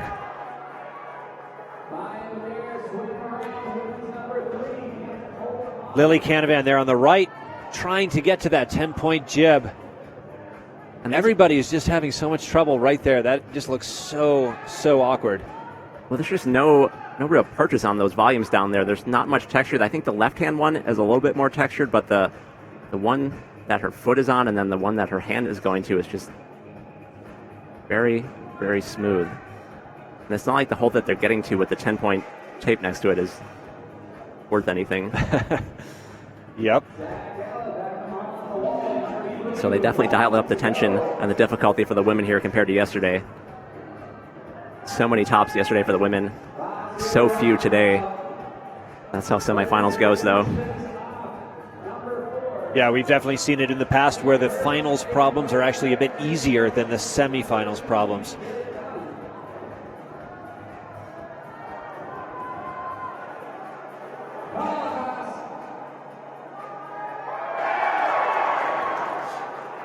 I think that's going to do it for Vasya down there, as well as Claire Burfine. Not able to advance past the 15-point hold on women's number 2. So a bit uneven again for Claire Burfine out of the gate. Still 2 problems to go for her, though. Remember, we're looking to take top 6 to finals tonight. Top 6 only making it through to finals. So there are going to be some good climbers on the outside looking in, more so than in years past. That's Sierra Blair Coyle, a 24-year-old from Scottsdale, Arizona. She's been climbing and competing for so many years, and yet she's had a couple of excellent years. And I asked her why. She just said she thinks that maybe that accumulation of years of training is just starting to pay off. Not that she's done a whole lot different lately other than train for this comp style problem. Sierra put in an excellent performance in qualifiers yesterday. Down there for the men, strong Sean Bailey, 21-year-old from Seattle, Washington. Our former sport climbing national champion.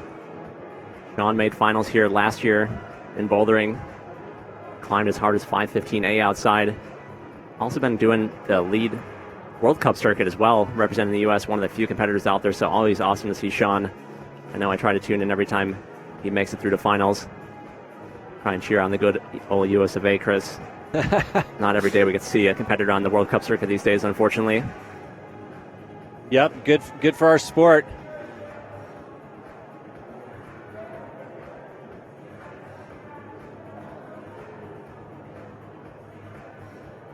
Keenan Takahashi here on men's 2, trying to use technique where it may not be warranted. Yeah, sometimes the grab and pull method still is the most efficient. And it's almost surprising when that comes into play in these comps these days. There's so much trickery and so much subtlety to a lot of the problems that when the problem just involves, campusing a couple moves and then just doing another campus move out of the roof, climbers start to overthink things a little bit. Sierra Blair Coyle in the now infamous position in the corner, trusting that left foot. Sierra competed in 3 of the 4 National Cup competitions, doing as well as 4th place at the Battle of the Bay.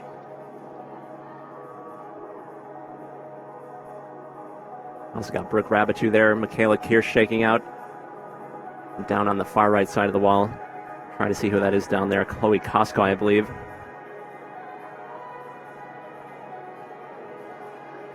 Yeah, we're still waiting to see a top on women's 2, 3, and 4.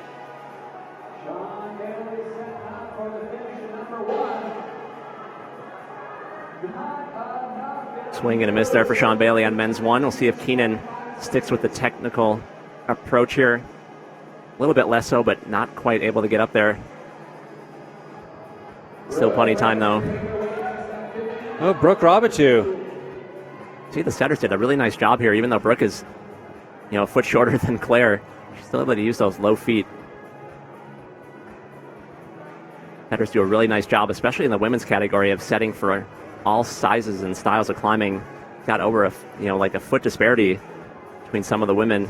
Makes it challenging. And Sierra now is at the finishing hold of women's 1. She's very happy with that.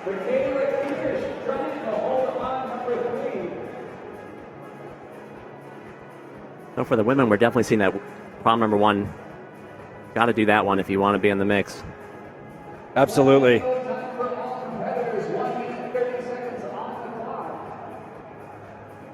Checking out the unofficial results so far. Vasia Vorotnikov moving into 2nd position. Solomon Barth, our first competitor out of the gate here today, still in 1st place. And he is starting to think about his plans for tonight. Not that many guys left to come out here, actually. We are already into our top 6. Sean Bailey, our 6th place finisher and qualifier. So Solomon Barth, clear your schedule for tonight, potentially.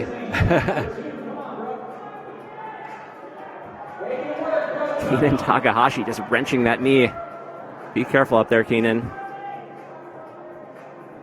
Brooke Ravabu just had some very interesting beta, kind of climbing way up and right into the corner that's above and right of those red volumes. It did not work out for her, but that was A for effort. Meanwhile, Michaela Kirsch sticking the hold, the campus hold, just for a moment. Maya Madere did about the exact same thing not too long ago, but that's as high as anyone's gotten there on women's 3. A lot more mat time for the women during the semifinal round. A lot more falling. A lot less time resting in the chairs, unfortunately, for them. I think at best Brooke can hope to match her last effort there with just a few seconds left.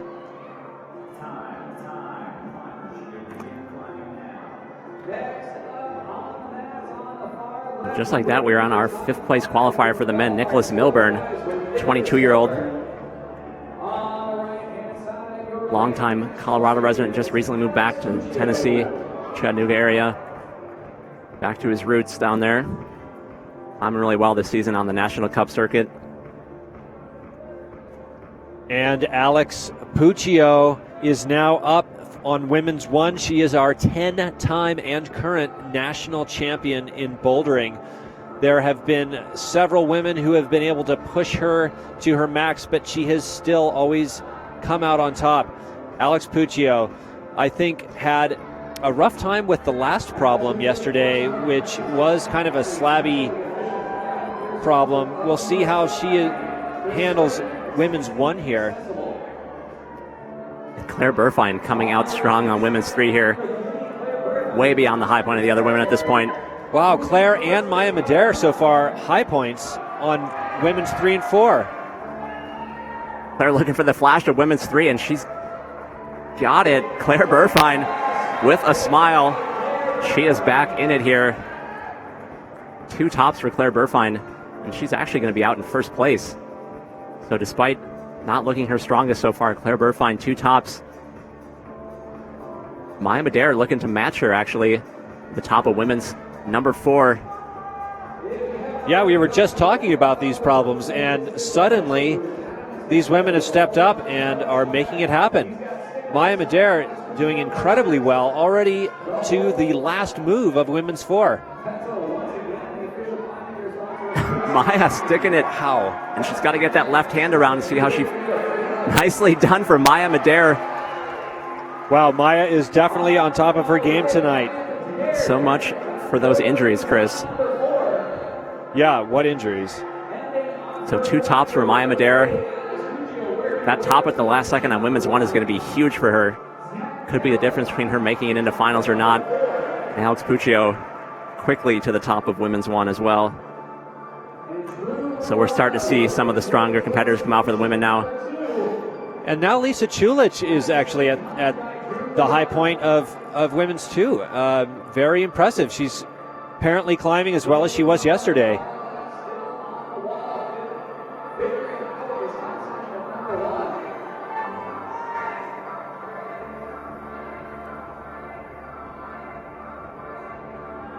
The women's 2 is the only problem that's not been finished for the women at this point. I do not see that holding up, though. And for the men here, Zach Gala having an impressive round. If he can finish, if he can get to the 15-point hold, he can move into first place in front of Solomon Barth here. So keep an eye on Zach on the far right side of the screen. Just got to stick that first sequence. Still looking for our first top on men's 3. Had a number of close calls to this point, but so far nobody has been able to get stabilized on that finish hold. A lot of guys have come close. Jumping for it has not worked, and it's not going to work for Carlo. Wall is just too steep, and you just open up too much from the wall. Your left side starts opening up, and right hand not good enough for that to work. And the women's field is now empty. I'm not sure whether Lisa Chulich just decided not to give it another try. I think that might be kind of smart, actually. She kind of realizes that she's got to finish the problem to get any more points, and she maybe recognizes that she can't get past that 15-point hold, so just kind of smartly saving her energy for the rest of the problems. And there's Zach Gala moving into first place here in semifinals. A true dark horse, if there ever was one, Chris. Yeah, Zach Gala sure is blowing everyone out of the water today at this comp, this whole weekend, really. But keep in mind, we still have our top 5 or 6 male competitors, including our top 3 qualifiers, Matt Fults, Nathaniel Coleman, and Kai Leitner, still to come out of isolation. They were clearly superior in qualifiers yesterday. I would honestly expect them to be able to finish all 4 of these problems, as Nick Milburn, one of those top qualifiers as well, finishing problem number 1.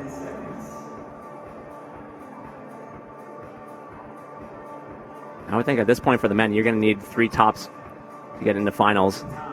That's just my educated guess based on what we've seen so far for the women. Could be likewise for them now that we've seen Claire and Maya unlock the sequences on problems 3 and 4.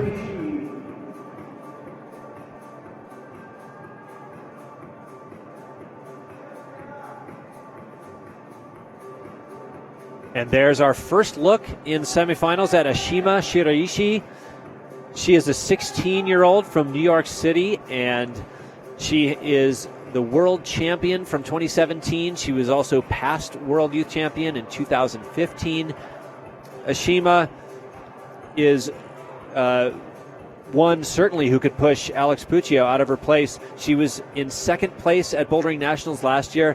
She has a shoulder injury that actually put her competition in question, but she did decide to compete today in semifinals. You can see her right shoulder is covered in tape. It's Sean Bailey campusing through men's 2 there. Out on the wall now for the men. Ben Hanna, 18-year-old climber from Santa Fe, New Mexico. Loves climbing at the Bat Cave in Truth or Consequences, New Mexico. I always thought that was a made-up place, but it really exists. I saw it on the drive to Waco that one time. Such a great name. That's a great name, yes. Brooke Ravabu high on women's 3. And after seeing the first 15 or so women struggle, Claire, now Brooke, moving right through that tricky section. That's the caliber of climbers we're dealing with here at Nationals. And there she is, last move. Just impressive from Brooke Ravabu. And a top for Brooke Ravabu. Wow. That's right. It sure is exciting to see how these problems can look impossible until that certain athlete comes out and just blows our ideas away. Yeah, I mean, the raw power that Claire showed camping through that was awesome to watch. There's Ashima. I'm sure she was a little bit worried about that right shoulder move, but obviously not stopping her.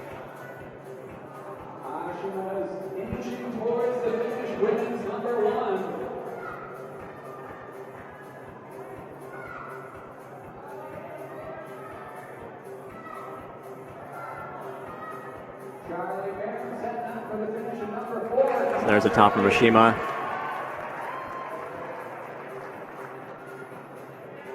Michaela, meanwhile, on the far right there is getting close. She's on already the 15-point hold of women's 4.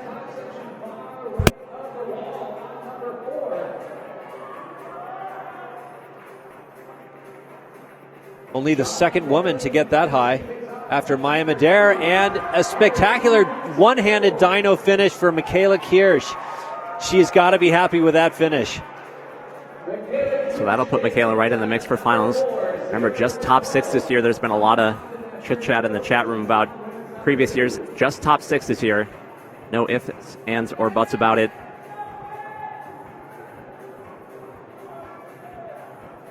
Ben Hanna down there still trying to figure out this slab. Ben looked really strong in qualifiers yesterday, qualifying in 4th position, just behind our top group of guys that are coming out that finished all 5 problems yesterday. Keenan just efforting so hard there, still not able to unlock that sequence.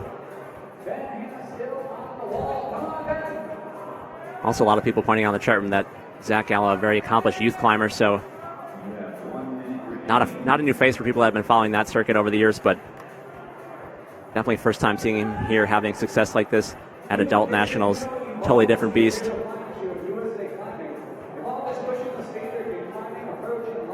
Those slopers on women's 2 just still spitting everybody off. Ooh. Violent catch there on the right side of the screen. I think that's Charlie Barron down there. Barron down. Nice, Brian. The men's 4 has given some of the stronger climbers trouble. I don't think Ty Lambman even got the first move. Ditto Daniel Woods, but Charlie Larson going for the pogo finish. Almost got it. But he's going to be feeling pretty good about his performance in semifinals here. Nice climbing from Charlie this weekend.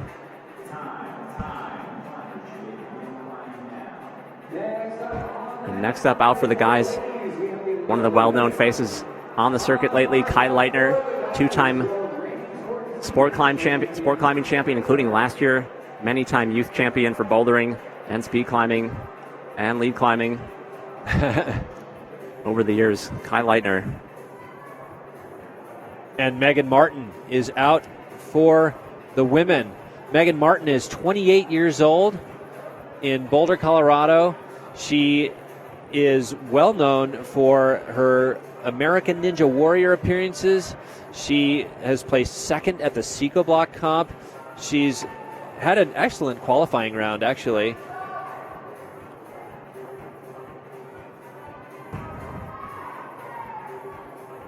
Climbing next to Megan there is Alex Puccio, Lisa Chulich, and Claire Burfine.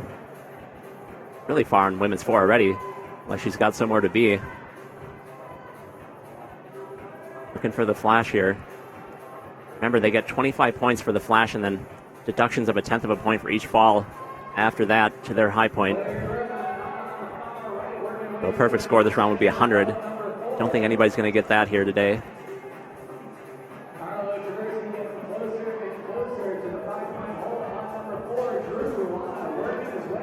And there it is for Claire Burfine, another top for her. So same as yesterday, slow start on the first half of the round and then finishing strong. 3 tops for Claire out of 4. So you would think that'd be enough to get her into finals. Yeah, I would be shocked if Claire Burfine was not there. So Nick Milburn there with the top. So 2 for 2 for Nick Milburn. Check back in with Alex Puccio here.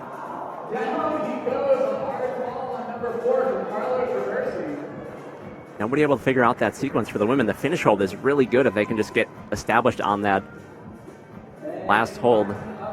Finish hold is a big in-cut jug. I don't know if you get anything on it, I think you'd stick it.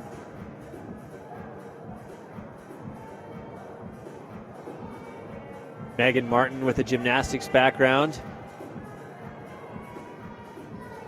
Making quick work getting to the top here of women's 1. Let's see if she can finish this.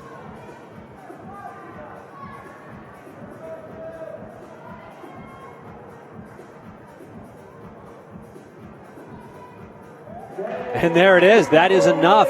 You do not have to grab the usable part of the hold and match it in order to have that count. So I believe they are going to count that, just having touched the hold. Excellent work, Megan Martin. I think they might dock her 1/10 of a point for that dismount. It looks like she's okay, though. And Carlo sticking it. Finishing strong for Carlo Traversi. Don't know if that's going to be enough to get him into finals, though. That looks like 2 tops for Carlo. And then two 15-point scores for him on the other problems. So Carlo's going to be right on the bubble, I would think. So far, no man with more than 2 tops. I think that'll move Carlo into 3rd place at this point. Here we go with Alex Puccio. Oh, yes. Leave it to Alex Puccio to be the first to top out women's 2. Not surprising at all, Chris. Not surprising, but still exhilarating. So 2 for 2 for Alex. And you have to think that problem 3 is going to suit her style pretty well. She can do some moves without her feet on. She's going to be feeling pretty good, I would think. Yeah.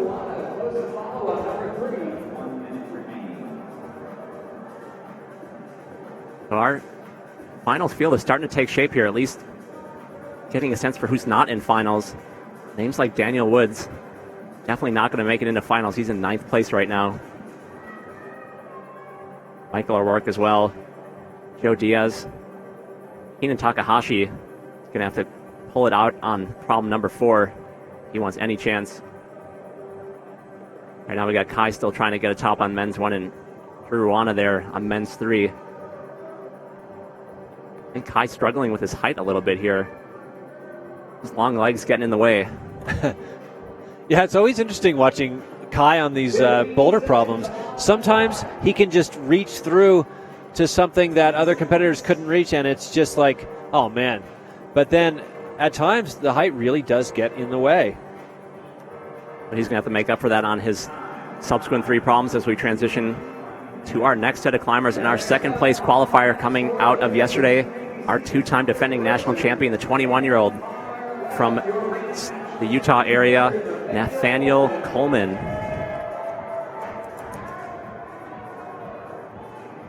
Nathaniel has taken that torch from Daniel Woods.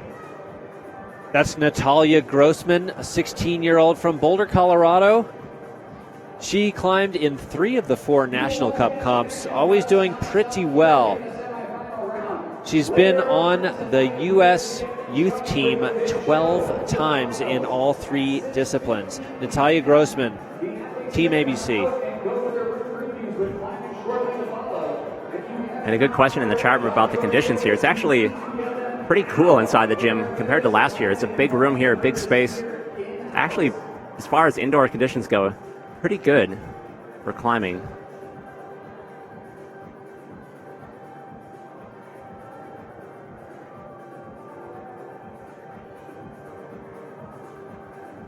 Just 1 competitor to come for the men and 3 for the women. So we are almost out of climbers here, Chris.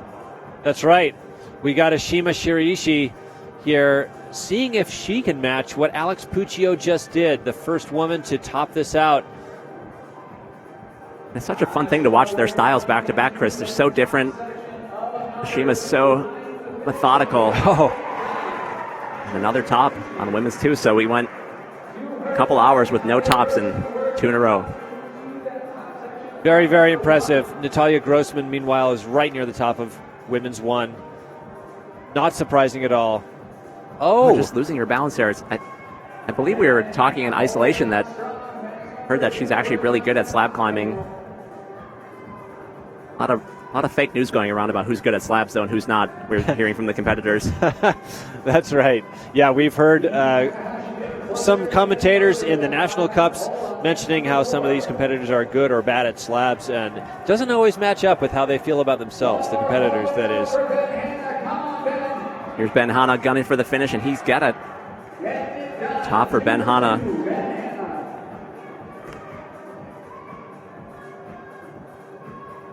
Check his scorecard for problem number 1 to see. I didn't catch his result there.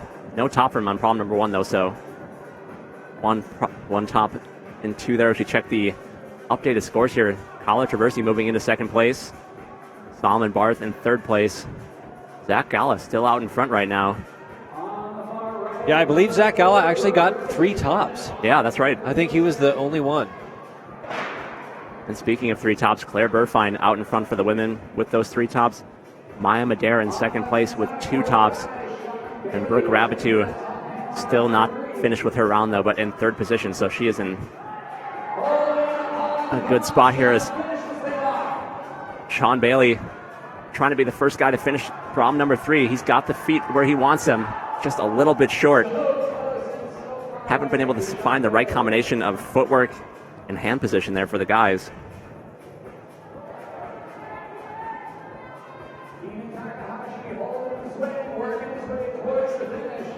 Natalia Grossman, round 2 here on this final section. Having a hard time keeping that balance. This is a lot more difficult than it looks. Than some of them have made it look anyway. She did a nice job recovering there. Just about a minute left though, so it looked like the other women were able to kind of frog that foot volume or do the drop knee off of that one. Here just twisting her hips, trying to get the right balance here. And that counts. 2 hands on the finish hold for Natalia Grossman. A very, very awesome finish. A unique way to grab that finishing hold, but it counts.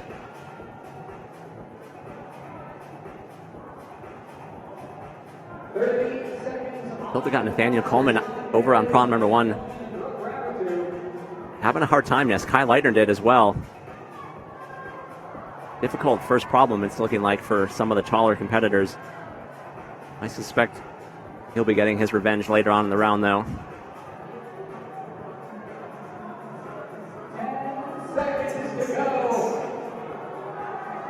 Sean's gonna have to get moving here. He's gonna have to fly to this finish hold. Not gonna happen for Sean Bailey there on problem number 3. So he has 1 problem left here in semifinals. Trying to catch up with Zach Gala, our current leader. The comp ended right now. If Carla Traversi would be in finals as well, that would be something. Carlo, a good 10 years older than a lot of these other competitors in semifinals. See if Kyle Leitner can get things back on track after, I don't think, getting more than maybe 10 points on the first problem. Megan Lynch there is out now for the women here on one. She had an amazing qualifying round, tying for second place coming in here. Megan Lynch is 19 years old from Rockville, Maryland. She did place second in the 2017 Dark Horse Championships, beating out both Brooke Ravabu and Kyra Condi. So she's no stranger to placing well, but it sure was great. This is her first Open Nationals. Alex Puccio's got it on cruise control right now on women's 3. I know she's been dealing with some injuries of late, but you wouldn't know it just from watching right now. Maybe the battle of the injured women in finals. It looks like her and Maya Madare. Yeah. 3 for 3 for Alex Puccio, so she is well on her way to finals, defending her national championship once again. Wow, yeah, with 3.5 minutes left on the clock, Alex will now get quite a long rest before the next one. It's just exponential how these problems go. The better you do on these on your first or second try, everything else in the rest of the comp goes better as well. And checking in on the men, we saw Kyle Leitner getting back in the swing of things there with the top very quickly on men's 2. And our number 1 qualifier out on the wall for the men, 26-year-old Matt Fults, originally from Idaho, now living in Boulder, Colorado. Been doing the boulder thing lately, crushing hard boulder problems. Bringing that to bear now at Nationals. See if he can keep it going. Tough to go wire to wire.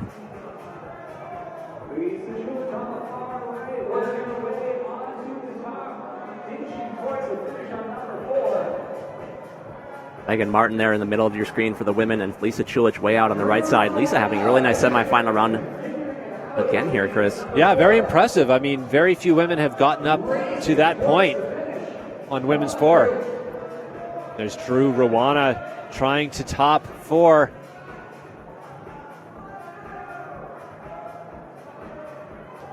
Nicely done from Drew. So another top for Drew Rawana. Checking his scorecard here. That's 3 tops for Drew Rawana. That going to move him either into first place or very close, depending on how many falls he had there. I believe that'll move him into first place. So nicely done for Drew. 3 tops, matching the effort of Zach Gala. So the only thing separating them is just attempts at this point.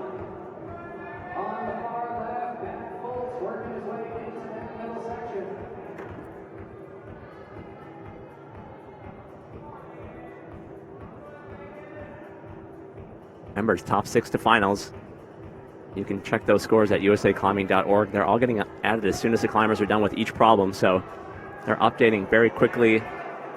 Very easy to figure out what's going on if you take a look at those. Matt Fults is going for the full value here. Incredible. Oh my gosh. Slam dunk from Matt Fults from way downtown. That was a very bold vision, and he made it come true. The crowd here can't believe what they just saw. Doesn't matter how you get there, Chris. Top to top. That's right. Wow. Wow. I'm definitely going to go back and watch that again, though. Yeah, meanwhile, Megan Martin and Megan Lynch on the wall there. Megan Lynch on the left getting sort of high, but not quite to that 15-point hold yet here on women's 1. She will have to scurry and get up there quick.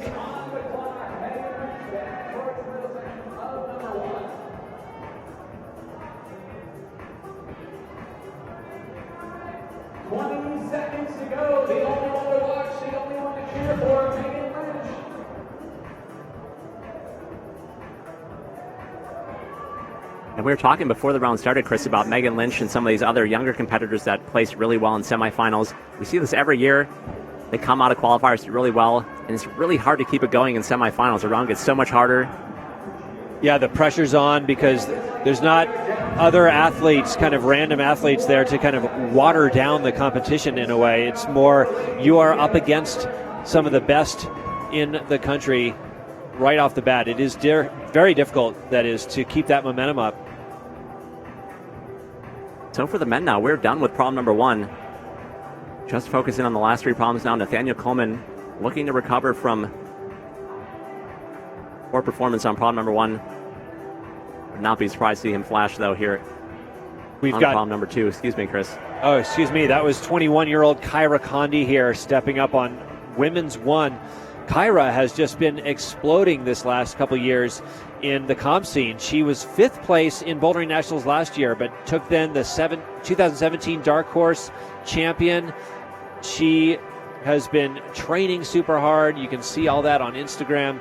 She was excited and seemingly very relaxed coming into semifinals today.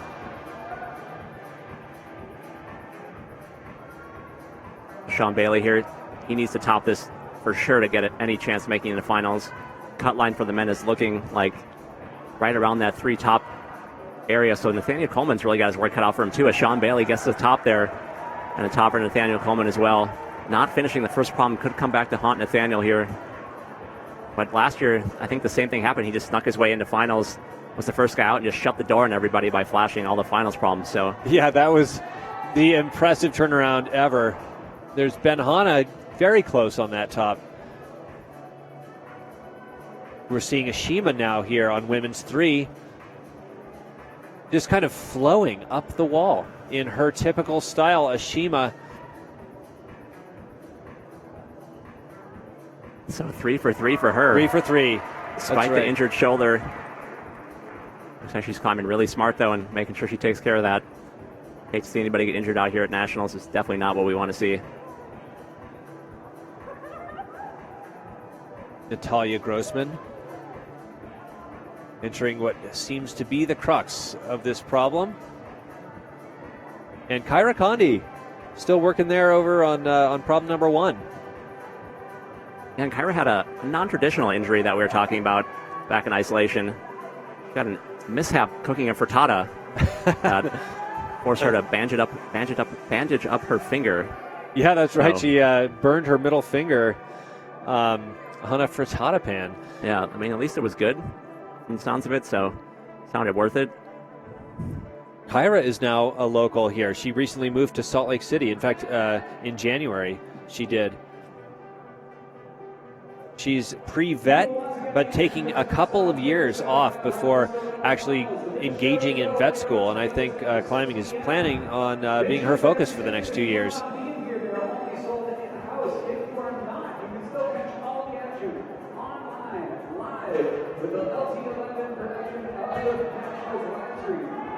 Yeah, Ben Hanna can be the first guy to figure out this last move. We've seen a lot of guys get up here. Many have tried, all have failed. Trying everything possible at this point. Just checking.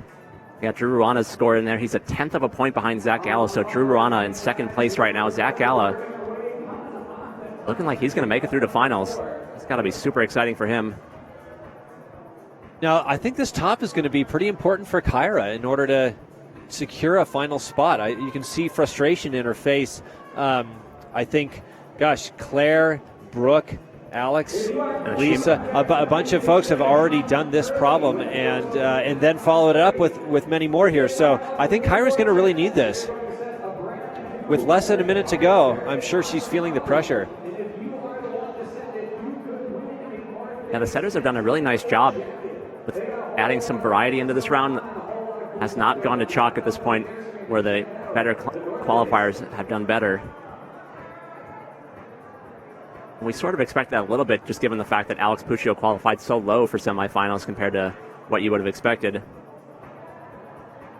But I don't think anybody expected Zach Gala to be in first place at this point in semifinals. With 15 seconds left. Oh, Kyra just not able to use that left foothold in the corner. But Kyra's going to have her work cut out for her. She's going to have to top at least 2 of the last 3 problems to have any chance of making it, but probably all 3. And out here for the women is our first place qualifier, Margo Hayes. The first thing she did was lay out that towel to wipe her toes off with before she steps up onto this slabby problem. Margo Hayes. And Margo was consistently the most deliberate climber yesterday.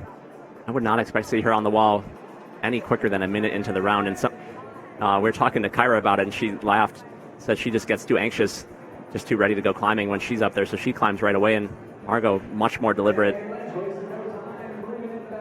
Remember, these climbers have 5 minutes for each problem, and as soon as that 5 minutes is up, their time is over. Not get credit for any climbing that happens after the clock hits 0. Margo placed 7th in Bouldering Nationals last year. She's 19 years old, from Boulder, Colorado. She's really blown up since Nationals last year. Yeah. Big feature in the Real Rock, climbing 5:15. 2 5:15s. Insane. Out there for the men, Matt Fults, Kai Leitner, and Nicholas Milburn. Nick's got 2 tops so far, Kai with just 1. So if he can get a top on men's 3 here, he can get right back in the mix. Matt Fults, no surprise here.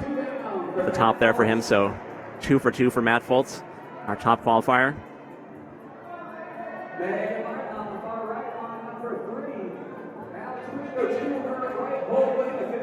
Yeah, I think one thing that sets Margo apart of many things is her true curiosity and desire to be challenged. One of the things she said about the qualifiers and just about these comps in general is that she really, really enjoys being pushed super hard. And when the problems are kind of easy for her, that's just not as satisfying. You know what I bet is satisfying, Chris? Going 4 for 4 in semifinals like Alex Puccio just did. That was an excellent segue. Thank you, Brian. Alex Puccio, first female to top all 4 problems. So not too surprising to see her recover after yesterday's qualifying round. Back in more of her wheelhouse today with these problems. Still looking for the right mix there for the guys on problem 3. So far, they're just chalking up that finish hold for no reason. Yeah, it's worth remembering, actually, that Margo last year qualified in first place as well, ended up in 7th. So the qualifying never determines, of course, your placement. But now with much more experience in the last 12 months, I expect to see Margo do this problem and also get into finals.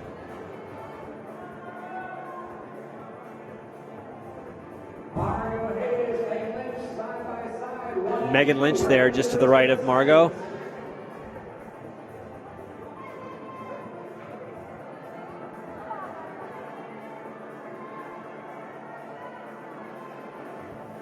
Margo's just climbing so deliberately. It's a double-edged sword, though, if she were to fall in this attempt. But she has so much experience in competitions, Chris. She's been doing elite-level competitions for at least a decade at this point. So she knows how to bide her time here. Interesting technique there, kind of palming off of her knee. It looks like she's got her foot on the wall and not on the foot chip in that corner. It's a little hard to see from here. Yeah. Okay, there it is. Now she's bringing her foot back down. There she goes. She's going to have to pick up the pace here a little bit. Yeah, both Kyra and Margo having trouble with this problem. I'm a little surprised, Brian.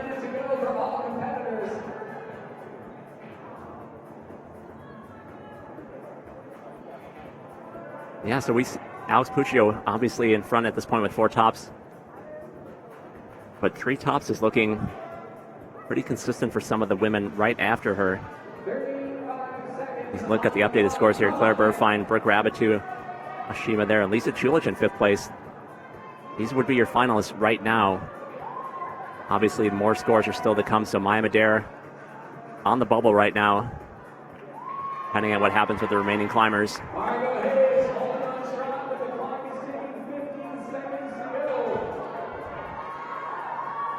Kai Leitner running out of time here. Yeah, same As with is Margo Margo. Hayes, but I think she's going to be able to pull it out here, Chris. She's got to get going, though. There it is. Top for Margo Hayes. And she is so psyched. Michael she Jordan made that on the happen. dismount. Wow. Like Seconds to spare. Like we've been saying, just got to get the top there. Same with Claire Burfine at the last second. Top counts no matter when you get it in the round there. Just looking at Alex Puccio's score, she actually has almost a perfect score. She just had 1 fall in that round, so 3 flashes for Alex Puccio. And just one fall on problem, too. So she's got a 99.9. 10 That's years strong. later, she is just unstoppable. And she won her first national championship, I think, in 2006. You know, if Ashima flashes this problem, though, that's the only possibility for a perfect score. Wow. That's what we came here for this weekend, though, Chris, is the battle between them. They were so close last year in finals. Yeah, and just as of this morning, we did not even know whether Ashima was going to compete because of that shoulder injury. So the fact that she's even here is impressive. The fact that now she could be on her way to 4 tops is infinitely more impressive. Yeah, it just shows the competitive spirit she has, because she's already on the national team on the strength of her world results. So just competing here, she's really just competing for that national championship. Competing well, obviously. And she is not grabbing a hold. Ashima right now is just barely on that slopey volume.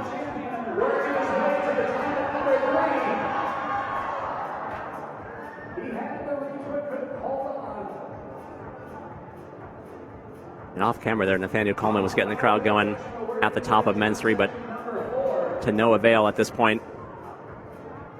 He definitely needs to top one of the last 2 problems to have any chance of making it into finals. Ashima, again, her typical style here, just kind of oozing, floating up the wall. She has secured the 10-point. She's about to secure the 15-point now.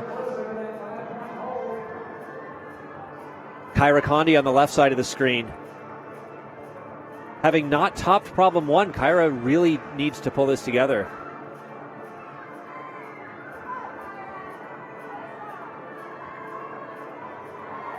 Natalia Grossman there in the middle.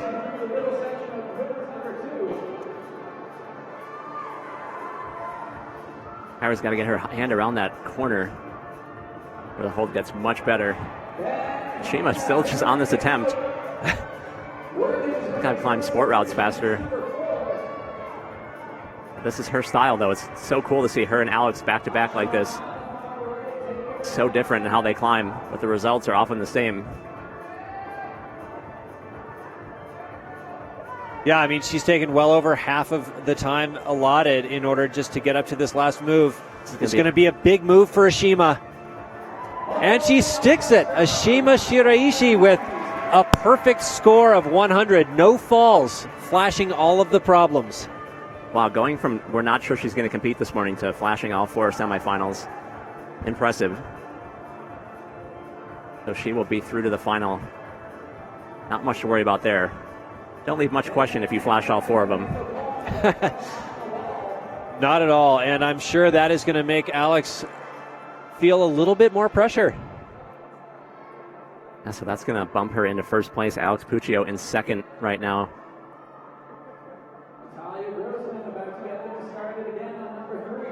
Battle of the hair buns here for Nathaniel and Margo right now. The chat room furiously debating who's going to win. Oh, with the heel pick there, and I'm honestly a little bit surprised how hard of a time the guys have had on that problem. So many of them have gotten right in that position, but either their foot slips or they try to just go up a little bit too dynamically to that finish hold.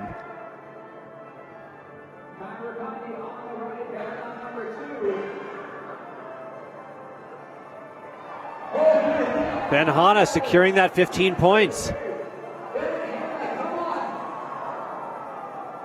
Sort of missed the hold when he just like forgot that he was supposed to grab that hold when he jumped over there. And Kyra Condi on what very well may be her last attempt. And wow, she's really gonna feel that. Only 2 tops for her so far. Only 2 non-tops for her, I should say, so far. Yeah, so that's gonna make it hard for Kyra to get into finals. Yeah. She's gonna have to top one of the last 2 for sure. Maya Madare right now in 6th place with 2 tops. And so the man bun not able to get it done there for Nathaniel Coleman. As we check on the updated scores there, Flashima making her appearance and her presence known here in semifinals.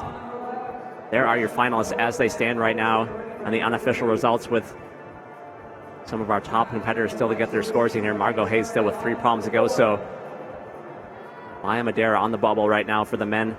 Ben Hanna on the bubble as well. This guy. Wow. Go gadget. The basketball move on the right side of the screen there. With the way the scores are shaking out right now for the women, a lot of familiar names in finals as they stand right now for the guys. Zach Gala still in first place. Solomon Barr still in finals as well, with Vasya Vorotnikov on the edge. That would be incredible if he made it into finals.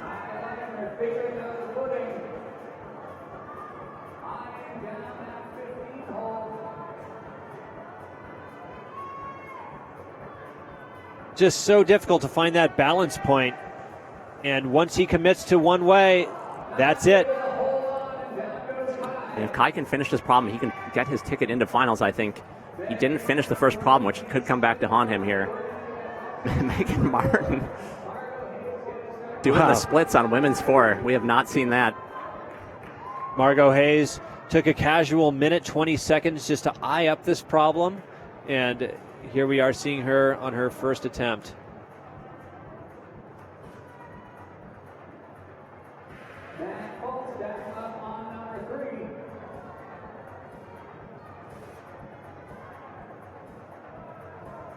Megan Martin just creeping her way up the wall like Ashima just did. She is taking her time.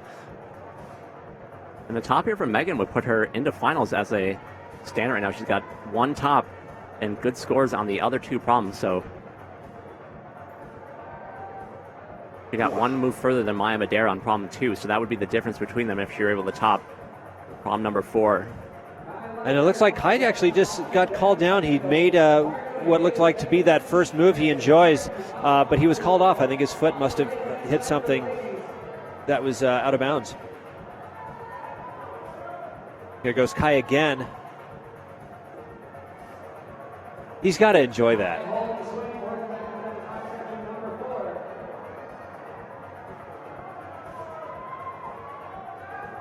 Megan Martin setting up for the final move here on women's 4, and Margo Hayes doing her best, not quite making it happen yet. And Megan Lynch there in the middle. And there it is for Megan Martin, moving into a provisional 6th place, I believe, if she can get her second hand up there. So there it is for Megan Martin, 2 tops. And going to bump Maya Madera out of finals. So great climbing from Maya Madera this weekend. Yeah. Pushing through injury.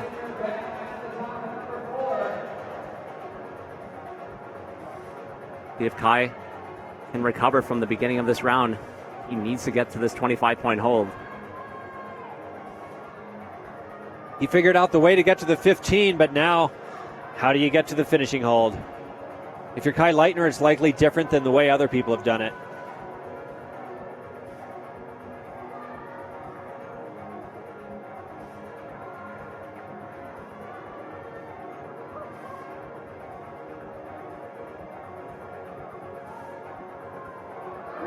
And switching it up here. I think he's going to have enough time to give it one more try. Matt Fults is still working over there too. We're down to our last climber with a chance to finish men's 3. Margo Hayes down to her last chance likely on women's 2 here. She's been having a hard round so far.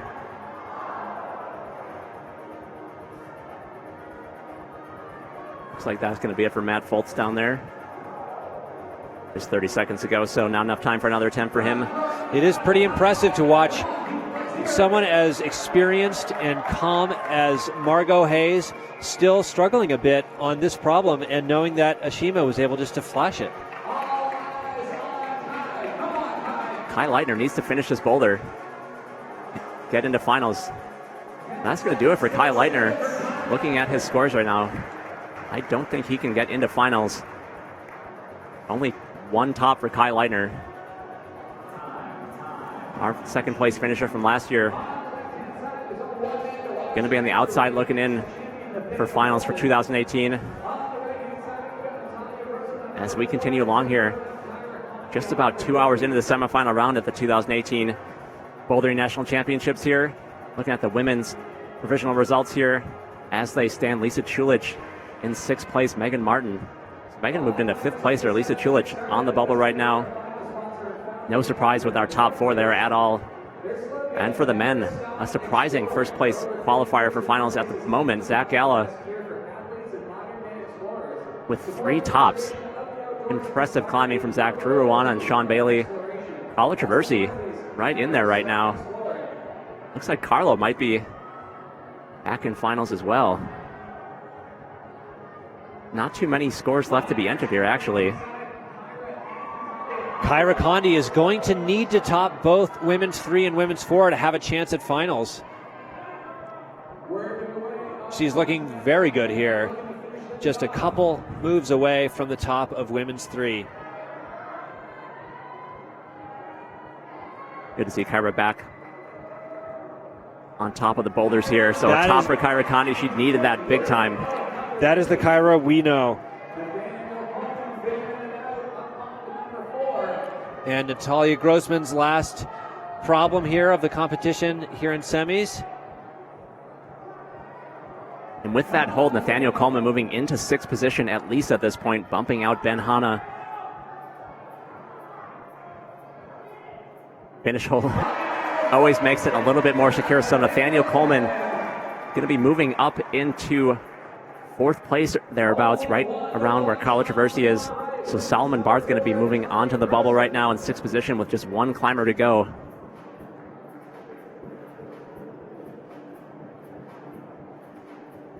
We take a look at the scores right now. Still waiting for Nathaniel's scores to get entered there, but the 25 points in the last problem going to move him up. Going to give him 2 tops just in front of Solomon Barth there.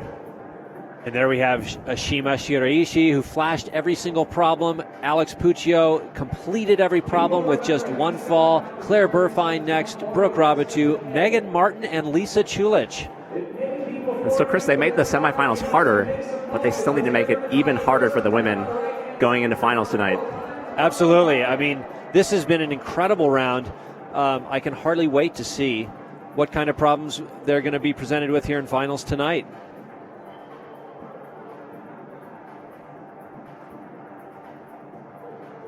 I see Natalia Grossman down there just checking up on her score here.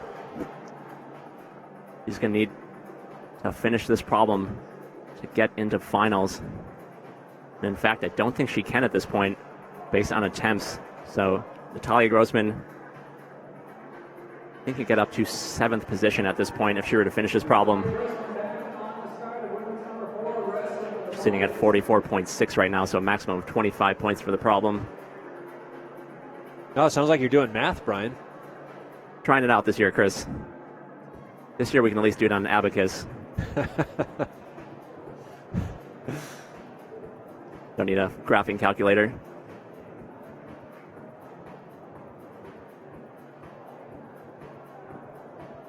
Natalia Grossman here with just over a minute left. This will be her last showing in Bouldering Nationals here 2018. She's put in a great effort, competing in every single one of the Bouldering Series competitions. Yeah, I don't think this is going to be the last time we're seeing her at Nationals, Chris.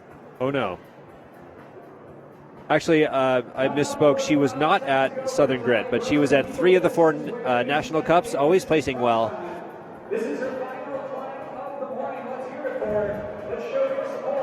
So really getting a sense for what our finals are going to look like tonight. Remember, finals broadcast starts tonight at 6:15 Mountain Time. The climbing set to start at 6:30. Going to be an incredible show. Salt House is going to be packed. If you're in the area, there's still tickets for sale if you come on down. Get you in the door here. Love to have you come out, support these climbers. Finals is always an incredible show, Chris. Yeah, finals is a mind-blowing event. The house is going to be packed, no doubt. Things are just so competitive this year. We see for the women, the top 2 are so close, and the guys, it seems like anybody could win at this point.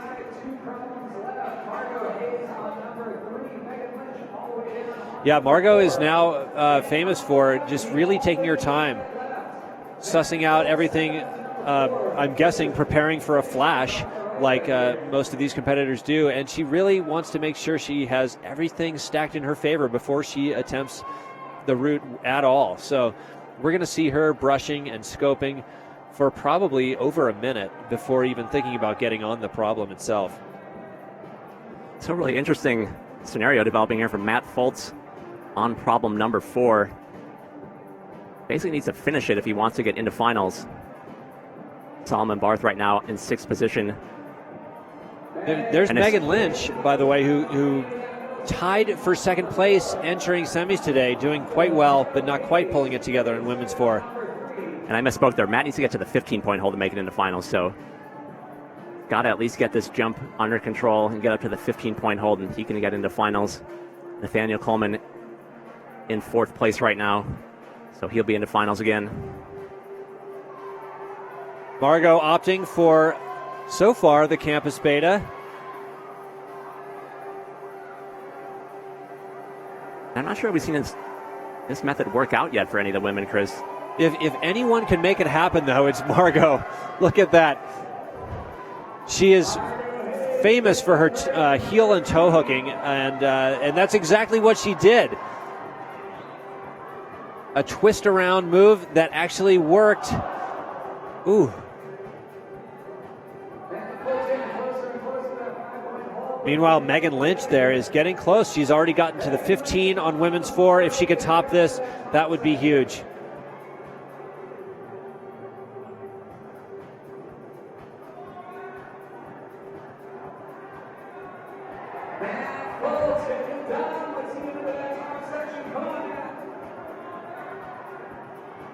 Matt Fults gunning for his ticket in finals right now.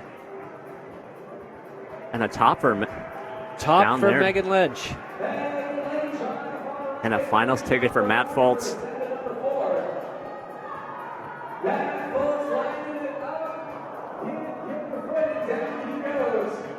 So Matt Fults, our number 1 qualifier coming into semifinals, looks to be through to finals tonight as well. But very surprising, our number 1 qualifier is going to be Zach Gala with 3 tops. And in fact, only 2 competitors with 3 tops, it looks like, Drew Ruana and Zach Gala. So those 2 guys separated by just 1 attempt going into finals. See if Margo going to bust out the figure 4 temporarily. Figure 4, palm smear on the grit, heel and toe hook above the head. Complicated, but effective.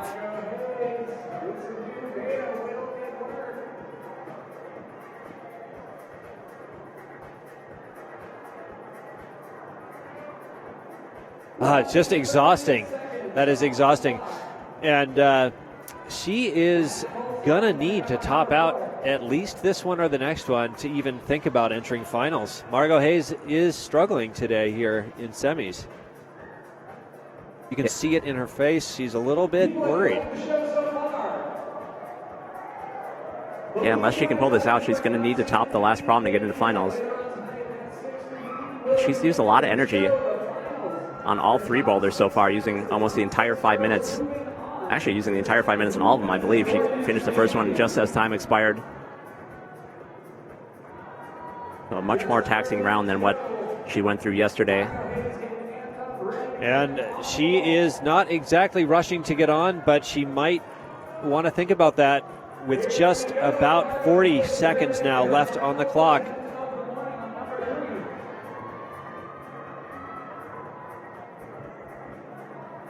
You know, there is something to be said for the campus beta that just makes that section go much faster. Yeah, we've seen that in both the men's and the women's problems today. Campusing in some ways actually easier. Oh.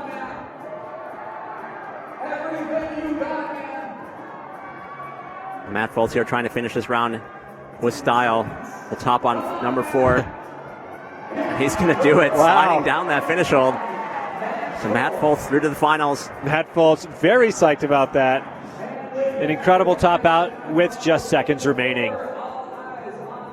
And just like that, we are down to our last competitors of this semifinal round. Just a couple of climbers to go on women's number 4. Kyra Condi and Margo Hayes are the last competitors standing between us And our final 6 for the women.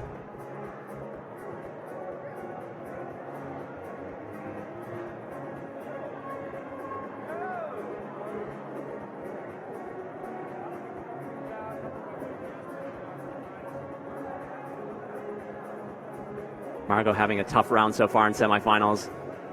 Do not see her name on the leaderboard just yet. I don't think she can get there at this point, Chris. Kyra Condi also having a bit of a rough time with only 1 top so far. She will absolutely need to top this out. I am not a mathematician, so I'm not going to even try to guess, but she will not have a chance if she doesn't top this out. Yeah, that's exactly right. She needs to finish this boulder to make it into finals. Be the same situation for Margo coming up as well, so all coming down to this for both climbers, but they have the experience to recover from, struggling on the first few problems. They're not going to let that defeat them. They talked about it in isolation when we were chatting with them earlier. They're used to this. They just find the one problem, they forget about it, and they move on to the next one. It's part of how they're coached from a very young age these days. And there's Kyra Condi making it happen. Swooping out to the finish there on women's number 4. She knew that she needed to top that out. So and we'll just have to the last see. 2 problems, Chris, after not doing the first 2, so that's a huge finish from Kyra Condi. And that should be enough to push her into 6th position, just in front of Lisa Chulich. But she's going to be on the bubble with Margo Hayes still to come. And that could actually, we're still waiting for Margo's score in problem 3 to be entered, so we'll see how that goes here. But Kyra Condi right now, unofficially into the final, along with a lot of the names you'd expect. And if we look at the men's results there, Matt Fults out in front now. Zach Gala, Drew Rana, Sean Bailey, Nathaniel Coleman, Carlo Traversi. So really nice mix for the guys there of names that you would expect coming into the weekend and names that you probably wouldn't have expected with Zach Gala there.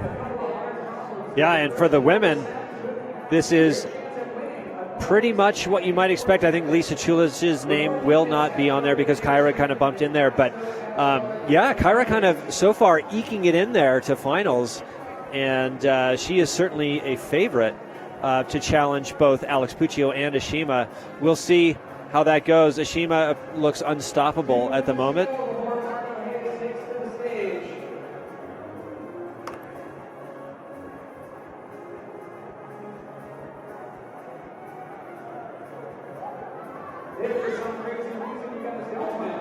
Just a reminder, as we wait for this final round to start here, check out usaclimbing.org for the official results. Those will get posted after we're done on the air here this afternoon. That's where you'll find the official results for finals tonight, as well as the running orders and the schedule. Remember, 6:15 Mountain Time tonight. We'll be back here with finals, Chris. It's going to be a super exciting show. It's going to be an amazing show. It's anybody's game. There are so many possibilities for upsets. Stay tuned. See you tonight.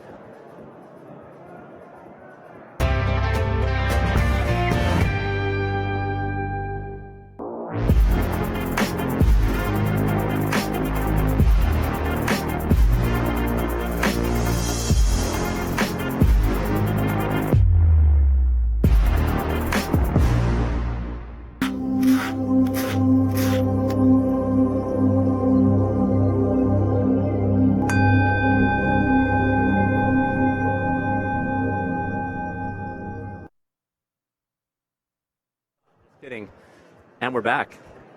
And we're back. We still have Margo to compete on women's 4. Just practicing while we had the chance there. That's right. Margo Hayes should be coming up here in just under 30 seconds for her final boulder problem of semifinals here. But like we were saying, finals tonight, 6:15 Mountain Time is when we're going to get started. We're going to do the athlete intros and previews then, get you psyched up for finals. Be another 4 boulder problems for each gender here in finals tonight. And there's Margo Hayes feeling tremendous pressure, I'm sure, having only topped out one of the problems so far. This is a position I think she is not used to being in. But if anybody can pull it out, I think it's Margo. She has an extremely tough mental game. She can do this, and I don't know. We'll see if that's going to put her into finals. What do you think, Brian? Any ideas about that? I think we're just waiting for a Kyra score to get added, but to find out exactly what we need. But we just know mentally Margo has what it takes to forget about what happened in the previous 3 climbs. And I think this climb especially is something that she's capable of doing. See there, Kyra Condi in 6th place there. So it's going to be very close for Margo Hayes.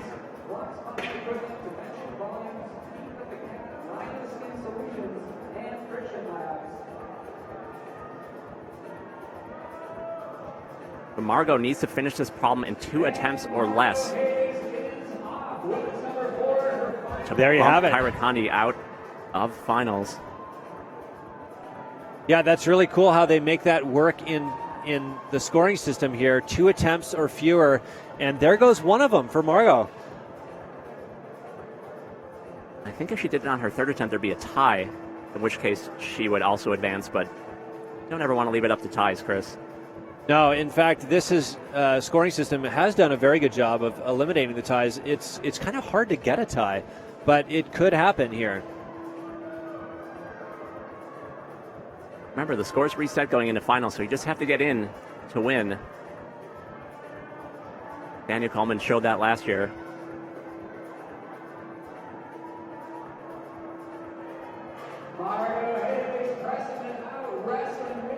Wow. Not even using the 10-point jib to advance to the 15. That is incredible. It's almost smarter that way. That 10-point hold is, I think it's more just for kind of meat hooking your hand on top of that triangle there. She's going to be in position here to get to the finish hold pretty soon. Sneak her way into finals, just like Nathaniel Coleman did last year.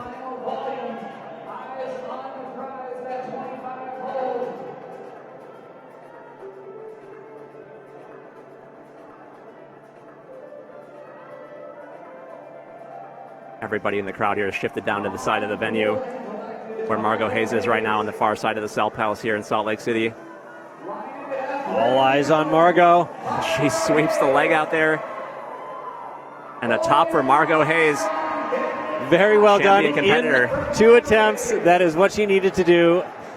That was absolutely incredible. Wow. That was one of the more exciting semifinal rounds we've had in a couple years here, Chris. That sure was. I mean, a lot of unexpected things happened there. Zach Gala, for one, qualifying in 1st. Wow. And then Margo right here at the very end, kind of barely eking it out. Kyra not doing very well. And, gosh, who knows?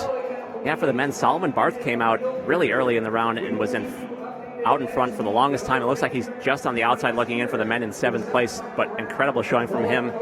Matt Fults out there with the completion of men's number 4, putting him out in front. But remember, the score is reset for finals, so this will just determine the order they come out in, be in reverse running order. And Carla Traversi back in finals once again, yet again for Carla Traversi. Yet again. Nathaniel Coleman, Sean Bailey. No surprise to see them and Drew Ruana into finals as well, those young guys. Really, the torch is being passed for the guys from the older crowd to these younger guys.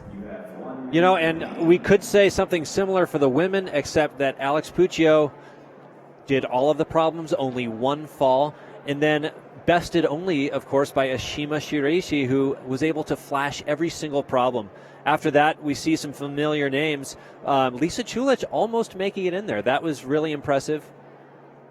Yeah, and really like the ebb and flow of the round, and we're going to see that more in finals as well. A lot of the competitors struggling at the start and then finishing strong, like Claire Burfine.